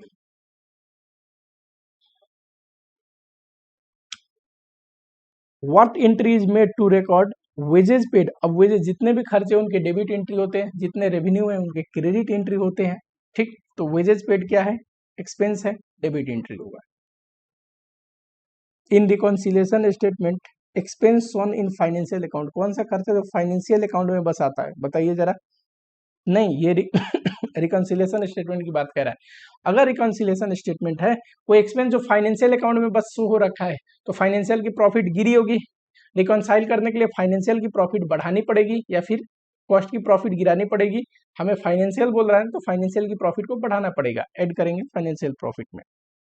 in reconciliation expense, expense shown in cost accounting. अब जरा देखें, कोई खर्चा जो सिर्फ कॉस्ट में है तो कॉस्ट की प्रॉफिट तो गिर जाएगी, हमें क्या करना पड़ेगा, ताकि फाइनेंशियल की प्रॉफिट गिरानी पड़ेगी, ये ऑप्शन हो, या फिर बैलेंस करने के लिए कॉस्ट की प्रॉफिट बढ़ानी पड़ेगी। कॉस्ट का तो दे नहीं रखा बढ़ाने का, तो फाइनेंशियल की प्रॉफिट गिराएंगे तब रिकॉन्साइल हो जाएगा। In reconciliation statement transfer to reserve, अब transfer to reserve financial account में बस आता है, उसकी प्रॉफिट गिरा होगा, आपको क्या करना पड़ेगा, ताकि उसको बढ़ाना पड़ेगा या फिर कॉस्ट की भी प्रॉफिट गिरानी पड़ेगी, तो add to financial account, simple. In reconciliation statement income shown in financial account only, financial account में कोई प्रॉफिट सिर्फ आया, चलो ये है फाइनेंशियल अकाउंट, इनकम बढ़ जाएगा बैलेंस करने के लिए, ताकि फाइनेंशियल की प्रॉफिट गिराओ उतने से, या फिर अगर यहां से कर रहे हैं तो कॉस्ट की प्रॉफिट बढ़ाओ, तो ठीक है, फाइनेंशियल की प्रॉफिट गिराने वाला ऑप्शन दे रखा है, टिक कर देंगे, ठीक। In reconciliation statement closing stock under valuation in financial account, closing stock reduction of cost का काम करता है, या फिर दूसरे तरीके से बोलूं तो रेवेन्यू का काम करता है ना, रेवेन्यू नहीं है, रिडक्शन ऑफ कॉस्ट है, ठीक। अब देखो अंडर वैल्यू हो गया, यानी कि रेवेन्यू मान लो कम दिख रहा है फाइनेंशियल अकाउंट में, फाइनेंशियल अकाउंट का प्रॉफिट गिरेगा, बैलेंस करने के लिए अगर फाइनेंशियल से कर रहे हैं तो बढ़ानी पड़ेगी प्रॉफिट, या फिर कॉस्ट से कर रहे हैं तो कॉस्ट की प्रॉफिट गिरानी पड़ेगी, ठीक। तो फाइनेंशियल से कर रहे हैं तो क्या करना पड़ेगा, फाइनेंशियल की प्रॉफिट इंक्रीज करनी पड़ेगी, ठीक।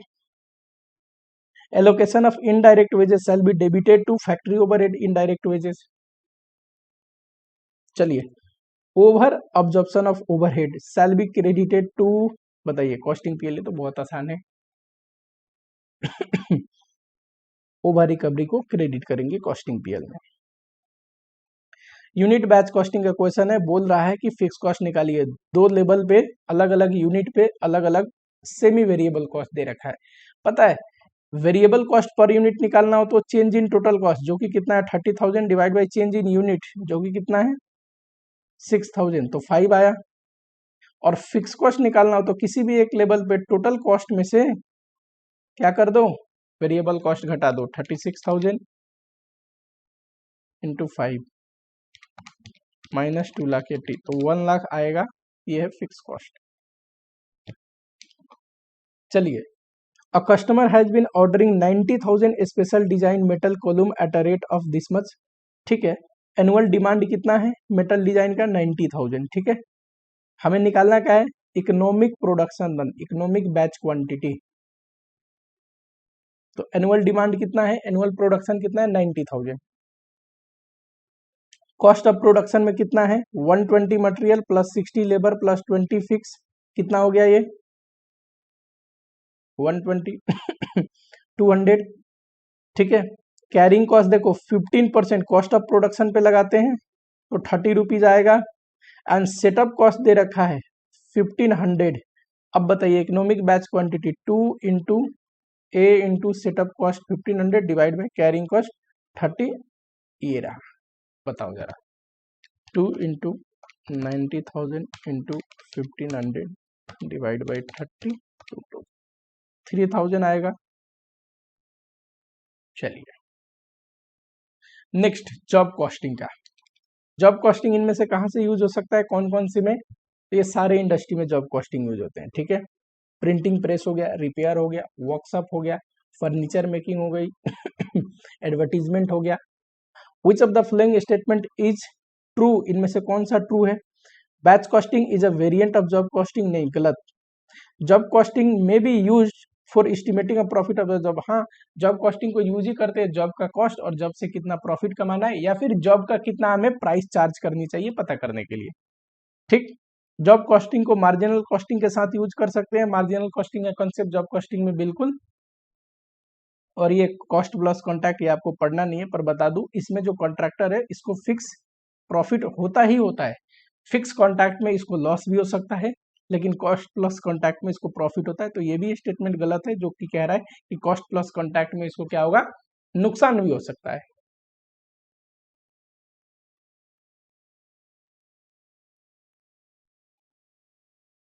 चलो जॉब का कॉस्ट निकालना है, जरा देखना, बढ़िया क्वेश्चन है ये।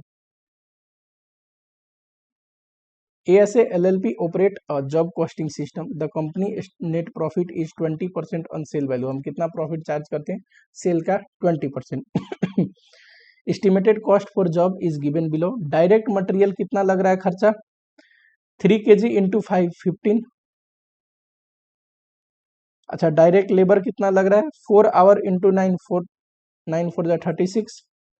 ओवरहेड, एक तो प्रोडक्शन ओवरहेड है वो कितना लग रहा है, तो देखो कह रहा है इतना लगेगा और ये हमने माना है, तो इसका रिकवरी रेट निकाल लेंगे या overhead rate, 2,40,000 divide by 30,000 per hour 8, और कितने घंटे लगे, 4 आवर, 8 इंटू 4 32 आवर, तो प्रोडक्शन ओवरहेड लगेगा। एक है अदर ओवरहेड, इसके अलावा भी तो लगेगा, सिर्फ प्रोडक्शन से रिलेटेड ओवरहेड थोड़ी ना होते हैं, सेलिंग ओवरहेड होता है, जनरल एडमिनिस्ट्रेटिव ओवरहेड होता है। तो ये सारे खर्चे के लिए बोल रहा है कि हमने बजट किया था 1,50,000 जब प्रोडक्शन कॉस्ट था इतना, तो प्रोडक्शन कॉस्ट का as a percentage of production cost कितना है, अगर प्रोडक्शन कॉस्ट 750 आएगा तो इसको बजट किया है 150, जरा 150 डिवाइड बाई 7,50,000 20%। बताइए अभी इन तीनों को जोड़िए, 15 प्लस 36 प्लस 32 83 आया, इसका 20% अदर ओवरहेड, ठीक।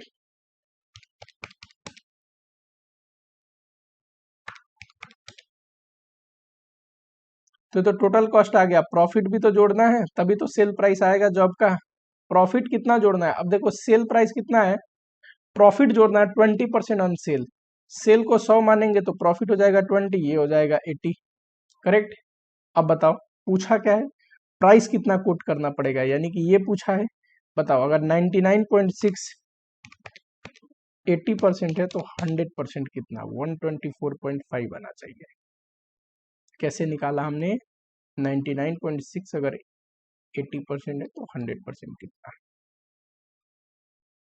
चलो ठीक है। कितने बच्चों ने इसको पहले से करेक्ट कर रखा था, लिख के बताएंगे आगे।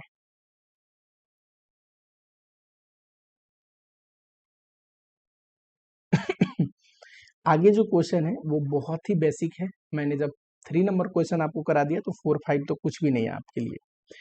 कह रहा है a company calculate price of a job by adding overhead to prime cost and 30% of the total cost as a profit margin. Prime cost में ओवरहेड जोड़ते हैं तो टोटल कॉस्ट आता है, उसमें प्रॉफिट जोड़ते हैं तो कह रहा है सेल प्राइस आएगा। सेल प्राइस दिया है 60-90, प्रॉफिट कितना जोड़ते हैं, 30% किसका, टोटल कॉस्ट का। अगर कॉस्ट 100 है तो प्रॉफिट 30 जोड़ के सेल प्राइस 130 आएगा, ठीक। तो कॉस्ट कितना बताओ, अगर 60-90 डिवाइड बाई 130 इंटू 100 करोगे तो ये आएगा 1300, ठीक। ये तो कॉस्ट आया, ठीक है। एंड ओवरहेड दे रखा है 694, तो प्राइम कॉस्ट कितना, माइनस 694, तो प्राइम कॉस्ट आ गया 606, ठीक। A company operate job costing system, job number ये है, require this much of the direct material,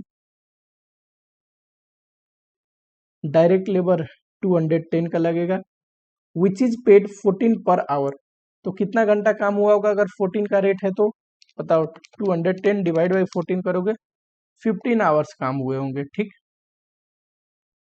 production overhead are observed at a 30 per labour our, production overhead कह रहा है 30 per labour our और 15 hours काम हुए हैं, तो 30 इंटू 15 करोगे 4 से 50 आएगा, ठीक। And non production overhead are observed at the rate 40% of prime cost, other overhead 40% जोड़ना है प्राइम कॉस्ट का, प्राइम कॉस्ट में बस ये दोनों आते हैं, 345 प्लस 210 555, इसका 40%, ठीक है। टोटल कॉस्ट बताइए,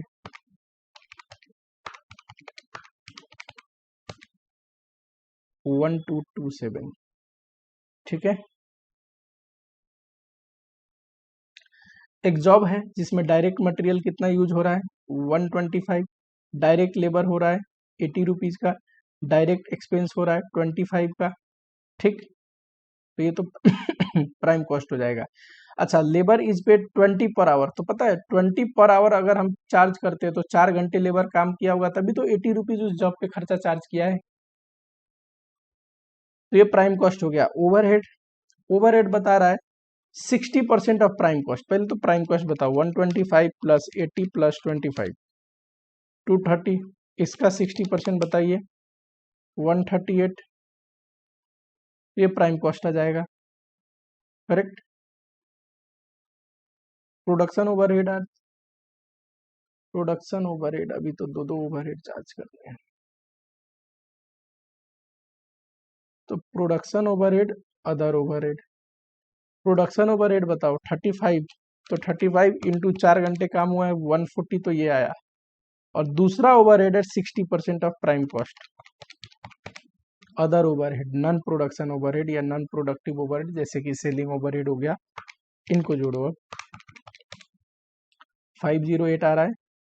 चलिए, प्रोसेस कॉस्टिंग, यहाँ पे थोड़ा सा मिस्टेक हो गया है। एक्चुअली जो ओरिजिनल क्वेश्चन था यहाँ पे अब नॉर्मल लॉस पूछा था, ठीक, बट कोई बात नहीं, हम इसको एज इट इज बनाएंगे। तो ये आंसर गलत है, आंसर आप टिक करना नॉन ऑफ एबव। कैसे बताता हूँ। क्या है, मटेरियल 10,000, यहाँ पे यूनिट लिखता हूँ और यहाँ पे लिखता हूँ रुपीज। 10,000, 50 पैसा तो 5,000 आएगा, ये क्या है, मटेरियल, ठीक। लेबर 1,000 का, ओवरहेड 200% ऑफ लेबर 2,000 आएगा। ये तो डेबिट साइड हो गया। क्रेडिट साइड में देखोगे तो नॉर्मल लॉस लिखोगे, 10% ऑफ इनपुट यानी कि 1,000। किस रेट से स्क्रैप बिकेगा, तो बिकेगा 20 पैसा, यानी कि 200 आएगा नॉर्मल लॉस की रिकवरी। उसके बाद आउटपुट कितना बना है, जो कि ट्रांसफर हुआ है नेक्स्ट प्रोसेस में, इतना, तो अब नॉर्मल लॉस कितना हो जाएगा बताओ। 10,000 टोटल यूनिट थे, 10,000 टोटल में से 8,400 प्लस ये घट जाएगा 600, अब नॉर्मल लॉस आएगा, करेक्ट। पूछा क्या है, वैल्यू ऑफ अब नॉर्मल लॉस, जरा बताइए। कॉस्ट पर यूनिट कैसे निकलेगा, टोटल कॉस्ट जो कि है 8,000 माइनस नॉर्मल लॉस की recovery 200 divide by total unit minus normal loss unit. 8,000 minus 200 divide by 9, ठीक है। तो अब नॉर्मल लॉस का कॉस्ट कितना आएगा, ये इंटू 600, 520, जो कि कोई भी ऑप्शन नहीं है, तो ऑप्शन क्या होना चाहिए आंसर में, नन ऑफ अबव। ये मिस्टेक है, करेक्ट कर लेना। आंसर दे दिया है रिकवरी ऑफ नॉर्मल लॉस का, ठीक। जहां से क्वेश्चन लिया गया है वहां पे प्रॉब्लम क्या थी कि थोड़ा सा मिस्टेक था। आंसर दे दिया था नॉर्मल लॉस की रिकवरी का और पूछा था वैल्यू ऑफ अब नॉर्मल लॉस। ये क्वेश्चन थोड़ा ट्रिकी है, होप करता हूं आप में से कुछ बच्चे बनाए होंगे। पूछा क्या है कि प्रोसेस बी है एक, करेक्ट, कोई भी इन्वेंट्री ओपनिंग नहीं थी, इस प्रोसेस में आया कितना 13,500 और मटेरियल का कॉस्ट कितना है एट द रेट 4.5। प्रोसेस में एडिशनल मटेरियल यूज हुआ 1.5 पर यूनिट कॉस्ट है, ठीक है। लेबर ओवरहेड काम किए, लेकिन यहाँ पे ट्विस्ट है, पूछ रहा है लेबर कितना है 6.5 पर कंप्लीटेड यूनिट, यानी कि लेबर लगा तो है सिर्फ जो यूनिट कंप्लीट हुए उनमें, यानी कि जो अनकंप्लीटेड यूनिट है, क्लोजिंग स्टॉक बचा है, क्लोजिंग डब्ल्यूआईपी बचा है, उसमें लेबर नहीं लगा है। क्वेश्चन थोड़ा लॉजिकल नहीं है, पर जो बोलेगा हमें तो ऐसे ही बनानी पड़ेगी। And overhead at 2.5 incompleted unit पे भी लगता है, ठीक है।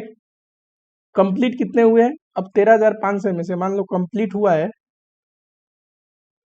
इतना, तो अनकंप्लीट कितना है, इनकम्प्लीट, जो कि क्लोजिंग स्टॉक है, बताओ 13,500 माइनस 11,750, इतना यूनिट, ठीक है।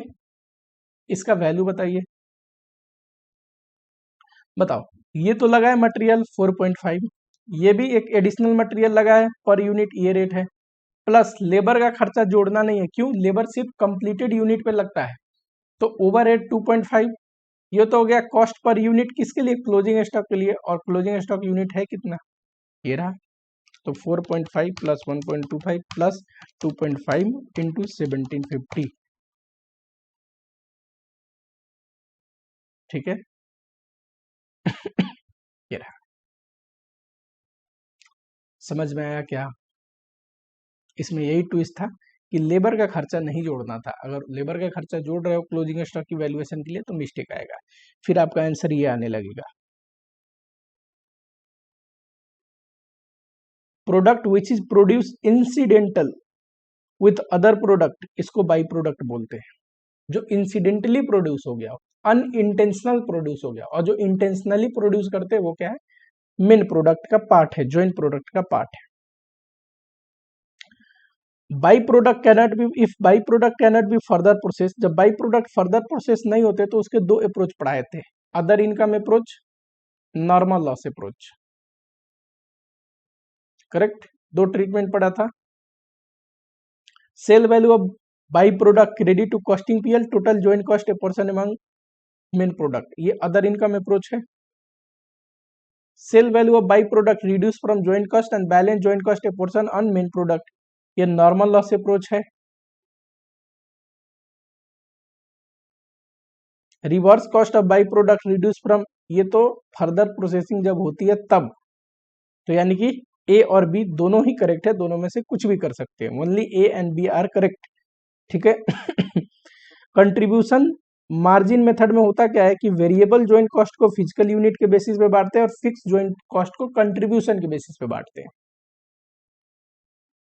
यह सर्विस कॉस्टिंग, जरा ध्यान से देखना।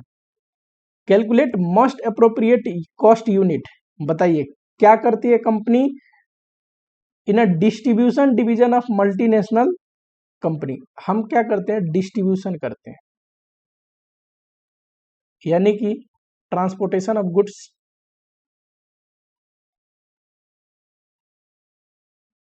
Correct, transportation of goods. इसके लिए सबसे बढ़िया क्या होगा? जैसे कि ट्रांसपोर्टेशन ऑफ पैसेंजर के लिए होता है पैसेंजर किलोमीटर, तो गुड्स के लिए होता है टन किलोमीटर, पर यहाँ क्वेश्चन में माइल्स दिया है, किलोमीटर नहीं, तो हम माइल्स यूज कर लेंगे, टन पर माइल्स, है ना, पर माइल्स। अब देखिए कॉस्ट दे रखा है आपको ये रहा, टोटल माइल्स भी दे रखा है, टोटल टन भी दे रखा है, ना हमें टन यूज करना है ना माइल, क्यों? हमें कंपोजिट यूनिट यूज करना है, कंपोजिट यूनिट ज्यादा अप्रोप्रिएट होगा यहाँ पे, ठीक है। माइल इंडिविजुअल यूनिट है, टन इंडिविजुअल यूनिट है, टन माइल ये क्या है? कंपोजिट यूनिट है, ठीक है। नंबर ऑफ ड्राइवर, इसको कोई लेना देना नहीं है। आवर वर्कड बाय ड्राइवर, ये भी अप्रोप्रिएट कॉस्ट ड्राइवर नहीं है।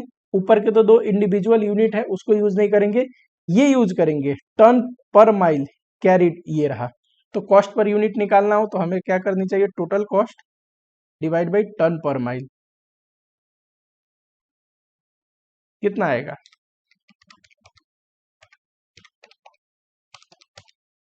1.5। एक टन एक माइल ले जाने का जो कॉस्ट है वो 1.5 रुपीज है। देखो, a road overhaul company transport goods, it operate two truck during the period the two truck travel 80,000 kilometer, average load carried is this much। अब टन किलोमीटर देखोगे, हमने दो पढ़े थे ना, एक सिंपल दूसरा वेटेड एवरेज। सिंपल को ही कमर्शियल भी बोलते हैं।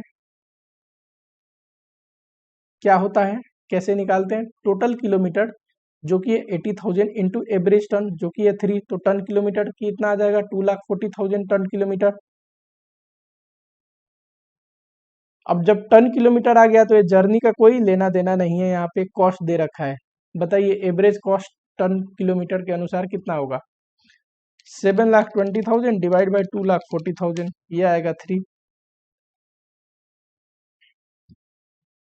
80 बेड है होटल में और इतना दिन रहता है, तो बेड डे अगर निकालना हो तो कितना आएगा? 80 इंटू 350, 28,000। और रनिंग टोटल रनिंग कॉस्ट कितना है? इतना है। पूछ रहा है cost per room day, room day लिख लो, चलो कोई नहीं, इसको रूम डे, ठीक है। रूम डे का कॉस्ट निकालना हो तो 33,60,000 डिवाइड बाई 28,000 जो कि आया 120। Standard costing, material cost variance, standard cost minus actual cost, standard cost 50, actual cost कितना होगा 45 इंटू 0.836, थोड़ा ठीक कर दो इसको 50, तो कितना आएगा 14 फेवरेबल। अगला देखो,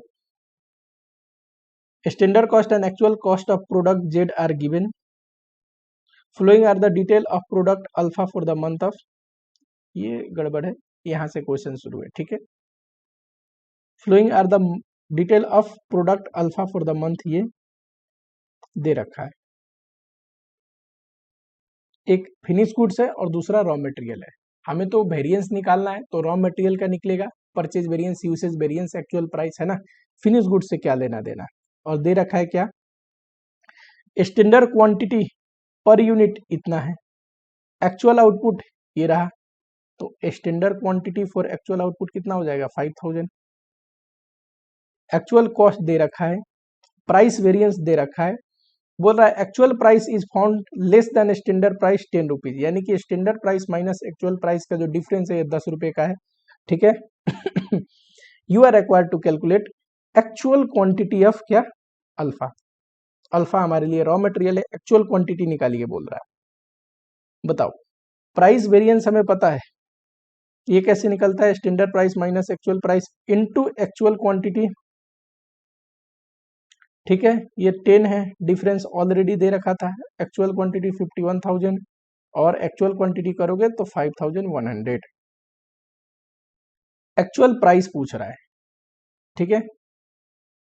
एक्चुअल प्राइस पूछ रहा है किसका, प्रोडक्ट अल्फा का। आओ जरा, एक्चुअल प्राइस कैसे निकलेगा, देखो हमें मटेरियल कॉस्ट तो दे रखा है ना, ये कैसे निकलता है, actual price into actual quantity, जो कि ऑलरेडी हमें पता है कितना 7,14,000 है, ठीक है। एक्चुअल क्वांटिटी हमने निकाल रखा है,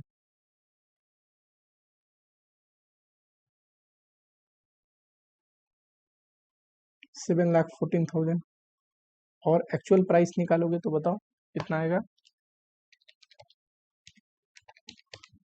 140, फिर स्टैंडर्ड प्राइस तो एक्चुअल से 10 ज्यादा है तो 150 आएगा, ये 140 actual price. Material usage variance बताइए, actual quantity, standard quantity minus actual quantity into standard price, 5,000 minus 5,100,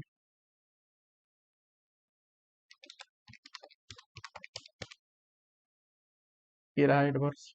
material cost variance बताइए, standard cost minus actual cost, 5,000 into 150 minus 5,100 into 140, ठीक है। बढ़िया क्वेश्चन है, ठीक। बताओ जरा, in a manufacturing standard unit of production for whole year इतना है, ये प्रोडक्शन कितना है होल ईयर का, ठीक है। और उसके लिए ये खर्चे दे रखे हैं, ये फिक्स है, ये वेरिएबल है, और इसमें फिक्स वेरिएबल दोनों है, कितना है 60% फिक्स है, तो 1,80,000 का 60% कितना होगा, तो फिक्स है 1,08,000, और वेरिएबल कितना है, वेरिएबल है 72,000, करेक्ट। एक्चुअल में हमने 8,000 यूनिट बनाया, हमेशा देखो वेरिएंस के लिए एक्चुअल में जितना बनाया, जितना खर्चे आए एक्चुअल बनाने में, एक्चुअल ही उतना ही यूनिट के लिए कितना स्टैंडर्ड कॉस्ट आएगा, उससे कंपेयर करते वेरिएंस निकालने के लिए, ठीक है। ये सारे लॉजिक पढ़ा रखे, यहाँ पे मैं दोबारा पढ़ाने नहीं बैठूंगा, ठीक है। हर एक मंथ में 20 डेज काम करते हैं, ये हमारे लिए बजटेड डे हो जाएगा, लेकिन इस मंथ में एक पब्लिक हॉलीडे थी, तो एक्चुअल वर्किंग डे कितना होगा 19 डेज, ठीक। एक्चुअल ओवरहेड दिया है, फिक्स वेरिएबल और सेमी वेरिएबल में से फिक्स और वेरिएबल आप अलग कर सकते हैं, 60% फिक्स बोल रहा है तो फिक्स आ जाएगा, और वेरिएबल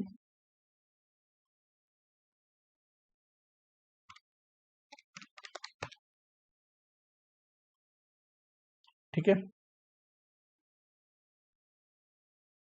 चलिए, ये रहा, पूछा क्या है, सबसे पहले ओवरहेड कॉस्ट वेरिएंस। अब ओवरहेड में फिक्स कॉस्ट, फिक्स ओवरहेड की भी बात कर रहा है, वेरिएबल वेरिएबल ओवरहेड की भी बात कर रहा है। तो इसका फॉर्मूला तो होता है रिकवर्ड माइनस एक्चुअल,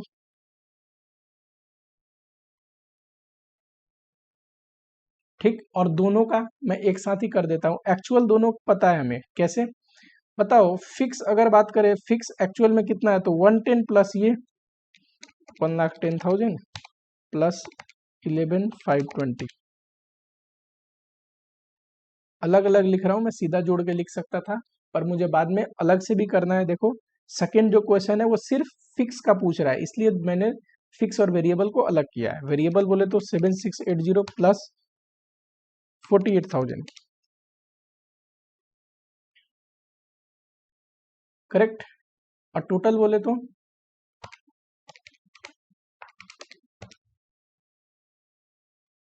ये तो एक्चुअल है। चलो अगर रिकवरी रेट निकालें, यहाँ पे पर यूनिट निकालेंगे, आवर का इंफॉर्मेशन नहीं है, संभव भी नहीं है, ठीक है। जरा बताओ फिक्स कॉस्ट के लिए अगर मैं बात करूं तो बताओ 12 लाख तो था ही, प्लस 1,08,000, तो ये टोटल है। पर यूनिट निकालना हो तो डिवाइड करनी पड़ेगी, 1,20,000 यूनिट तो 10.9 पर यूनिट आ रहा है, ठीक है।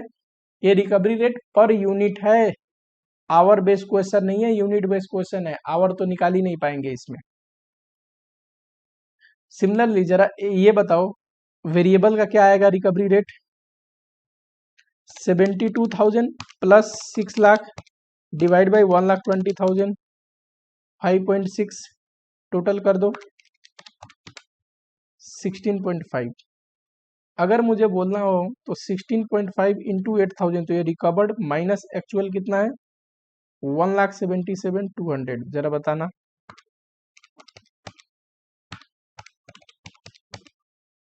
45,200 आ रहा है adverse. Fix overhead cost variance बोलिए, ये भी ऐसे ही निकलता है, रिकवर्ड माइनस एक्चुअल। अब बस फिक्स को लेना है, कैसे? 10.9 है ना, 10.9 इंटू 8,000, बताओ कैसे आएगा? 10.9 इंटू 8,000, तो ये तो रिकवर्ड आ गया, माइनस एक्चुअल। एक्चुअल कितना है फिक्स? ये रहा।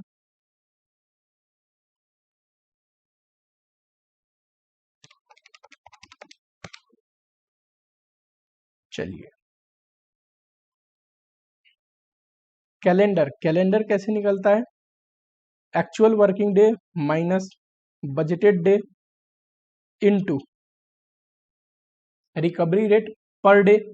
अब फिक्स देखो है कितना? 12 लाख प्लस ये 13,08,000 पर डे रिकवरी रेट निकालनी है फिक्स का।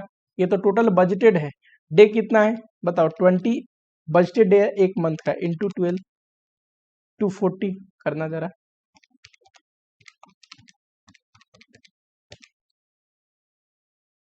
ये क्या है?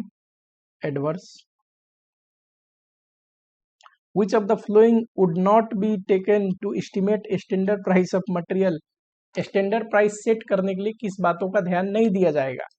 अवेबिलिटी ऑफ बल्क परचेज देंगे, इसकी वजह से डिस्काउंट मिलता है। Purchase contact already made, contact कर लिया है तो प्राइस फिक्स हो गए होते हैं, ठीक है, इसको भी ध्यान देंगे। आगे कितना प्राइस हो सकता है इसको भी ध्यान देंगे, स्टैंडर्ड प्राइस सेट करने के लिए ये ध्यान नहीं देंगे, ठीक है। Performance standard in operation. Attainable standard किसको बोलते हैं? ठीक, एक होता है आइडल स्टैंडर्ड। आइडल स्टैंडर्ड जो कि अटेन नहीं कर सकते, जिसमें अगर बेस्ट मटेरियल का यूटिलाइजेशन हो, सस्ता से सस्ता हो, कोई वेस्टेज ना हो, लेबर 100% बढ़िया एफिशिएंसी से काम करे, आइडल टाइम ना हो, तब जाके जो स्टैंडर्ड सेट होते हैं, इस सबको कंसीडर करके वो क्या है? आइडल स्टैंडर्ड, जो कि पहला है। तो ये तो नहीं हो सकता। अटेनेबल हो सकता है कौन सा? जिसमें हम अलाउंस दे लॉस के लिए, वेस्टेज के लिए, इनएफिशिएंसी के लिए, यही तो अटेंड कर सकते हैं, है कि नहीं? तो ये है अटेनेबल स्टैंडर्ड। ये तो करंट स्टैंडर्ड का और ये बेस स्टैंडर्ड का डेफिनेशन है। अटेनेबल स्टैंडर्ड क्या होता है? वही स्टैंडर्ड को हम अटेंड कर सकते हैं, वही स्टैंडर्ड पॉसिबल है हमको बीट कर पाना, जो कि क्या हो? जिसमें कंसीडर किया गया हो कि मटेरियल का लॉस, लेबर की इनएफिशिएंसी, है ना, प्राइस निकालते टाइम क्या प्राइस हो सकते हैं। बेस्ट प्राइस पे थोड़ी ना गुड्स बाई होता है, बिना वेस्टेज के थोड़ी ना प्रोडक्शन होता है, लेबर 100% इफिशियंसी पे थोड़ी ना काम करेगा, ठीक, थोड़ा बहुत तो आइडल टाइम होगा ही। चलो, पूछा क्या है, फाइंड ब्रेक इवन पॉइंट। अच्छा, break even point, composite break even point की बात कर रहा है, क्यों? क्योंकि 3 प्रोडक्ट है। अब इस केस में तीनों का fix cost, composite fix cost divide by composite PV ratio. ठीक, कंपोजिट पीवी रेशियो कैसे निकलेगा? सेल्स पता है, तीनों का वेरिएबल कॉस्ट, कंट्रीब्यूशन बताओ, 18750 माइनस 11250, ये रहा 7500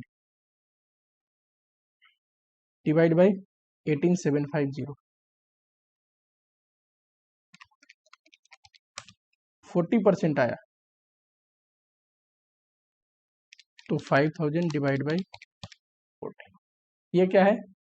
तीनों का पीवी रेशियो है, कंपोजिट पीवी रेशियो। इनको हम बांट सकते हैं, ठीक लेकिन हमें वो पूछा नहीं है, हमें तो सिर्फ बीईपी पूछा है, इंडिविजुअल बीईपी नहीं पूछा है। ठीक है, नेक्स्ट क्वेश्चन पे आ जाओ। बड़ी आसान क्वेश्चन है ये, क्वेश्चन मैंने बुक में भी डाल रखा है, जो अभी यहाँ पे आपको दे रखा है। चलिए नेक्स्ट क्वेश्चन पे आते हैं। कह रहा है वेरिएबल कॉस्ट रेशियो 70%, यानी कि पीवी रेशियो कितना होगा? 30%, करेक्ट। ब्रेक इवन है 60% of the total capacity, 60% sale का, टोटल कैपेसिटी का सेल का बीईपी है, बचा हुआ 40% होगा margin of safety, correct. Fine capacity sale when fix cost is 90,000, also compute profit at 75% of the capacity sale. Profit बताइए 75% of capacity cell पे कितना होगा? चलो, बीईपी का एक फॉर्मूला है ना, क्या? Fix cost divide by PV ratio. बताना जरा, ब्रेक इवन सेल कितना है? 90,000 डिवाइड बाय 0.3 करोगे 3 लाख, तो टोटल सेल कितना आएगा? बीईपी 60% ऑफ द सेल है, तो टोटल सेल कितना आएगा? 5 लाख, करेक्ट। 75% ऑफ सेल का प्रॉफिट बताइए, तो इतना सेल इंटू 30%, तो ये कंट्रीब्यूशन माइनस फिक्स कॉस्ट, तो ये प्रॉफिट।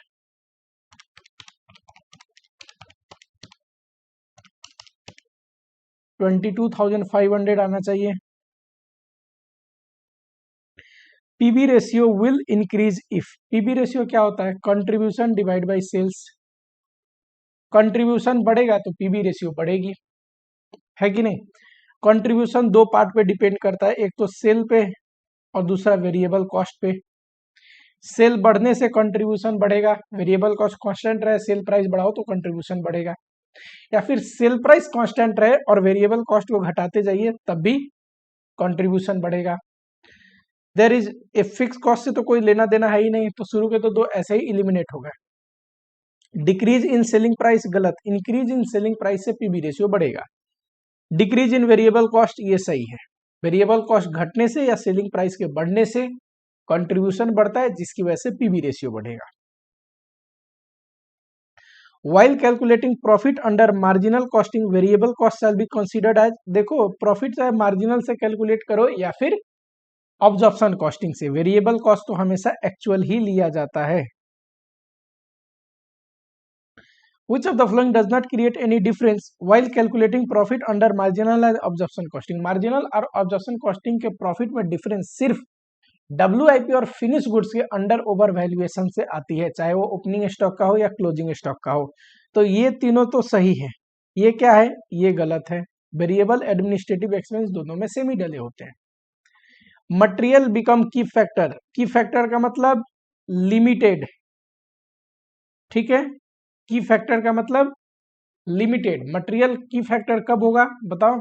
की फैक्टर आप लोगों को पढ़ाया था, लिमिटिंग फैक्टर पढ़ाया था, जब कोटा रिस्ट्रिक्शन हो, यानी कि limited quantity of material by कर सकते हैं, उस समय मटेरियल की फैक्टर हो जाएगा। प्रोडक्शन के लिए आप जितना भी ज्यादा बना के बेच सकते हैं, लेकिन बनाने के लिए मटेरियल चाहिए, मटेरियल लिमिटेड ही बाई कर सकते हैं, तो मटेरियल की फैक्टर हो जाएगा। देर इज लो डिमांड, नहीं, फिनिश गुड्स के डिमांड से ये मटेरियल की फैक्टर होने का कोई लेना देना नहीं। No, if there is no problem with supplier, गलत। प्रॉब्लम अगर है सप्लायर के साथ तब भी मटेरियल की फैक्टर हो सकता है, प्रॉब्लम नहीं है तब क्यों की फैक्टर होगा? सप्लायर तो हमें मटेरियल सप्लाई करेगा ही, ठीक है। तो ये कोटा रिस्ट्रिक्शन वाला आंसर करेक्ट है।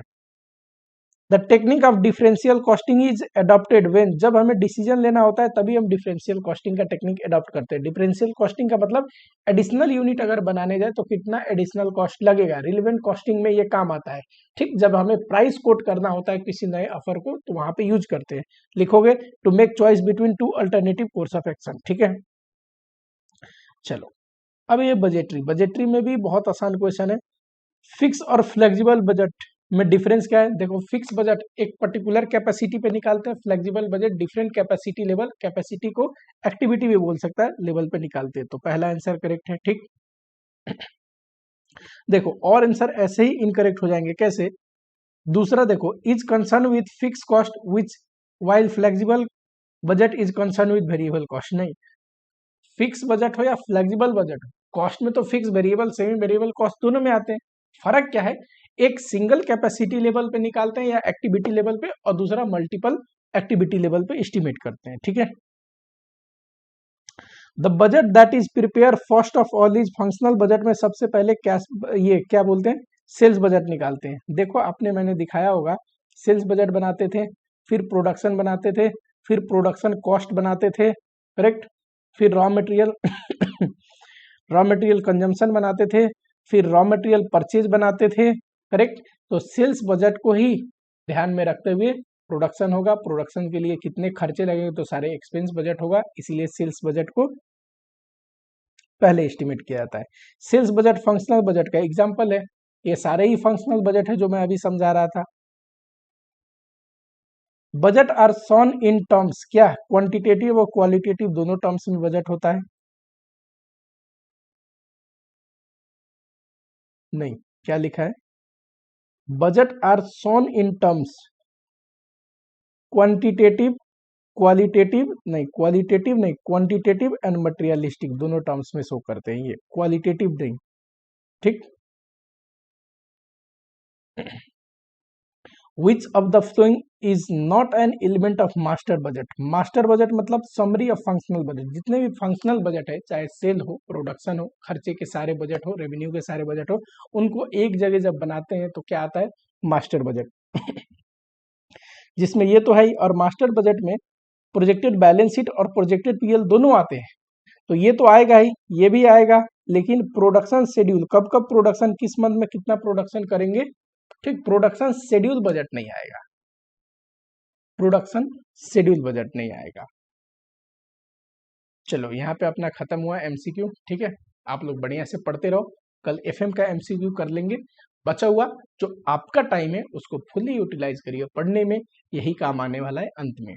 ठीक है, कंसेप्चुअल क्लियरिटी बढ़िया से रखना, कंसेप्ट पे खूब ध्यान दो, चीजों को अच्छे से समझ के पढ़ो। ठीक है, प्रैक्टिस करते रहो, थोड़ी दिन डिस्ट्रैक्शन को अपने से दूर रखो, एग्जाम खत्म हो जाएगा फिर मौज मस्ती तो लगी रहेगी। ठीक, मिलता हूँ आप लोगों से नेक्स्ट वीडियो।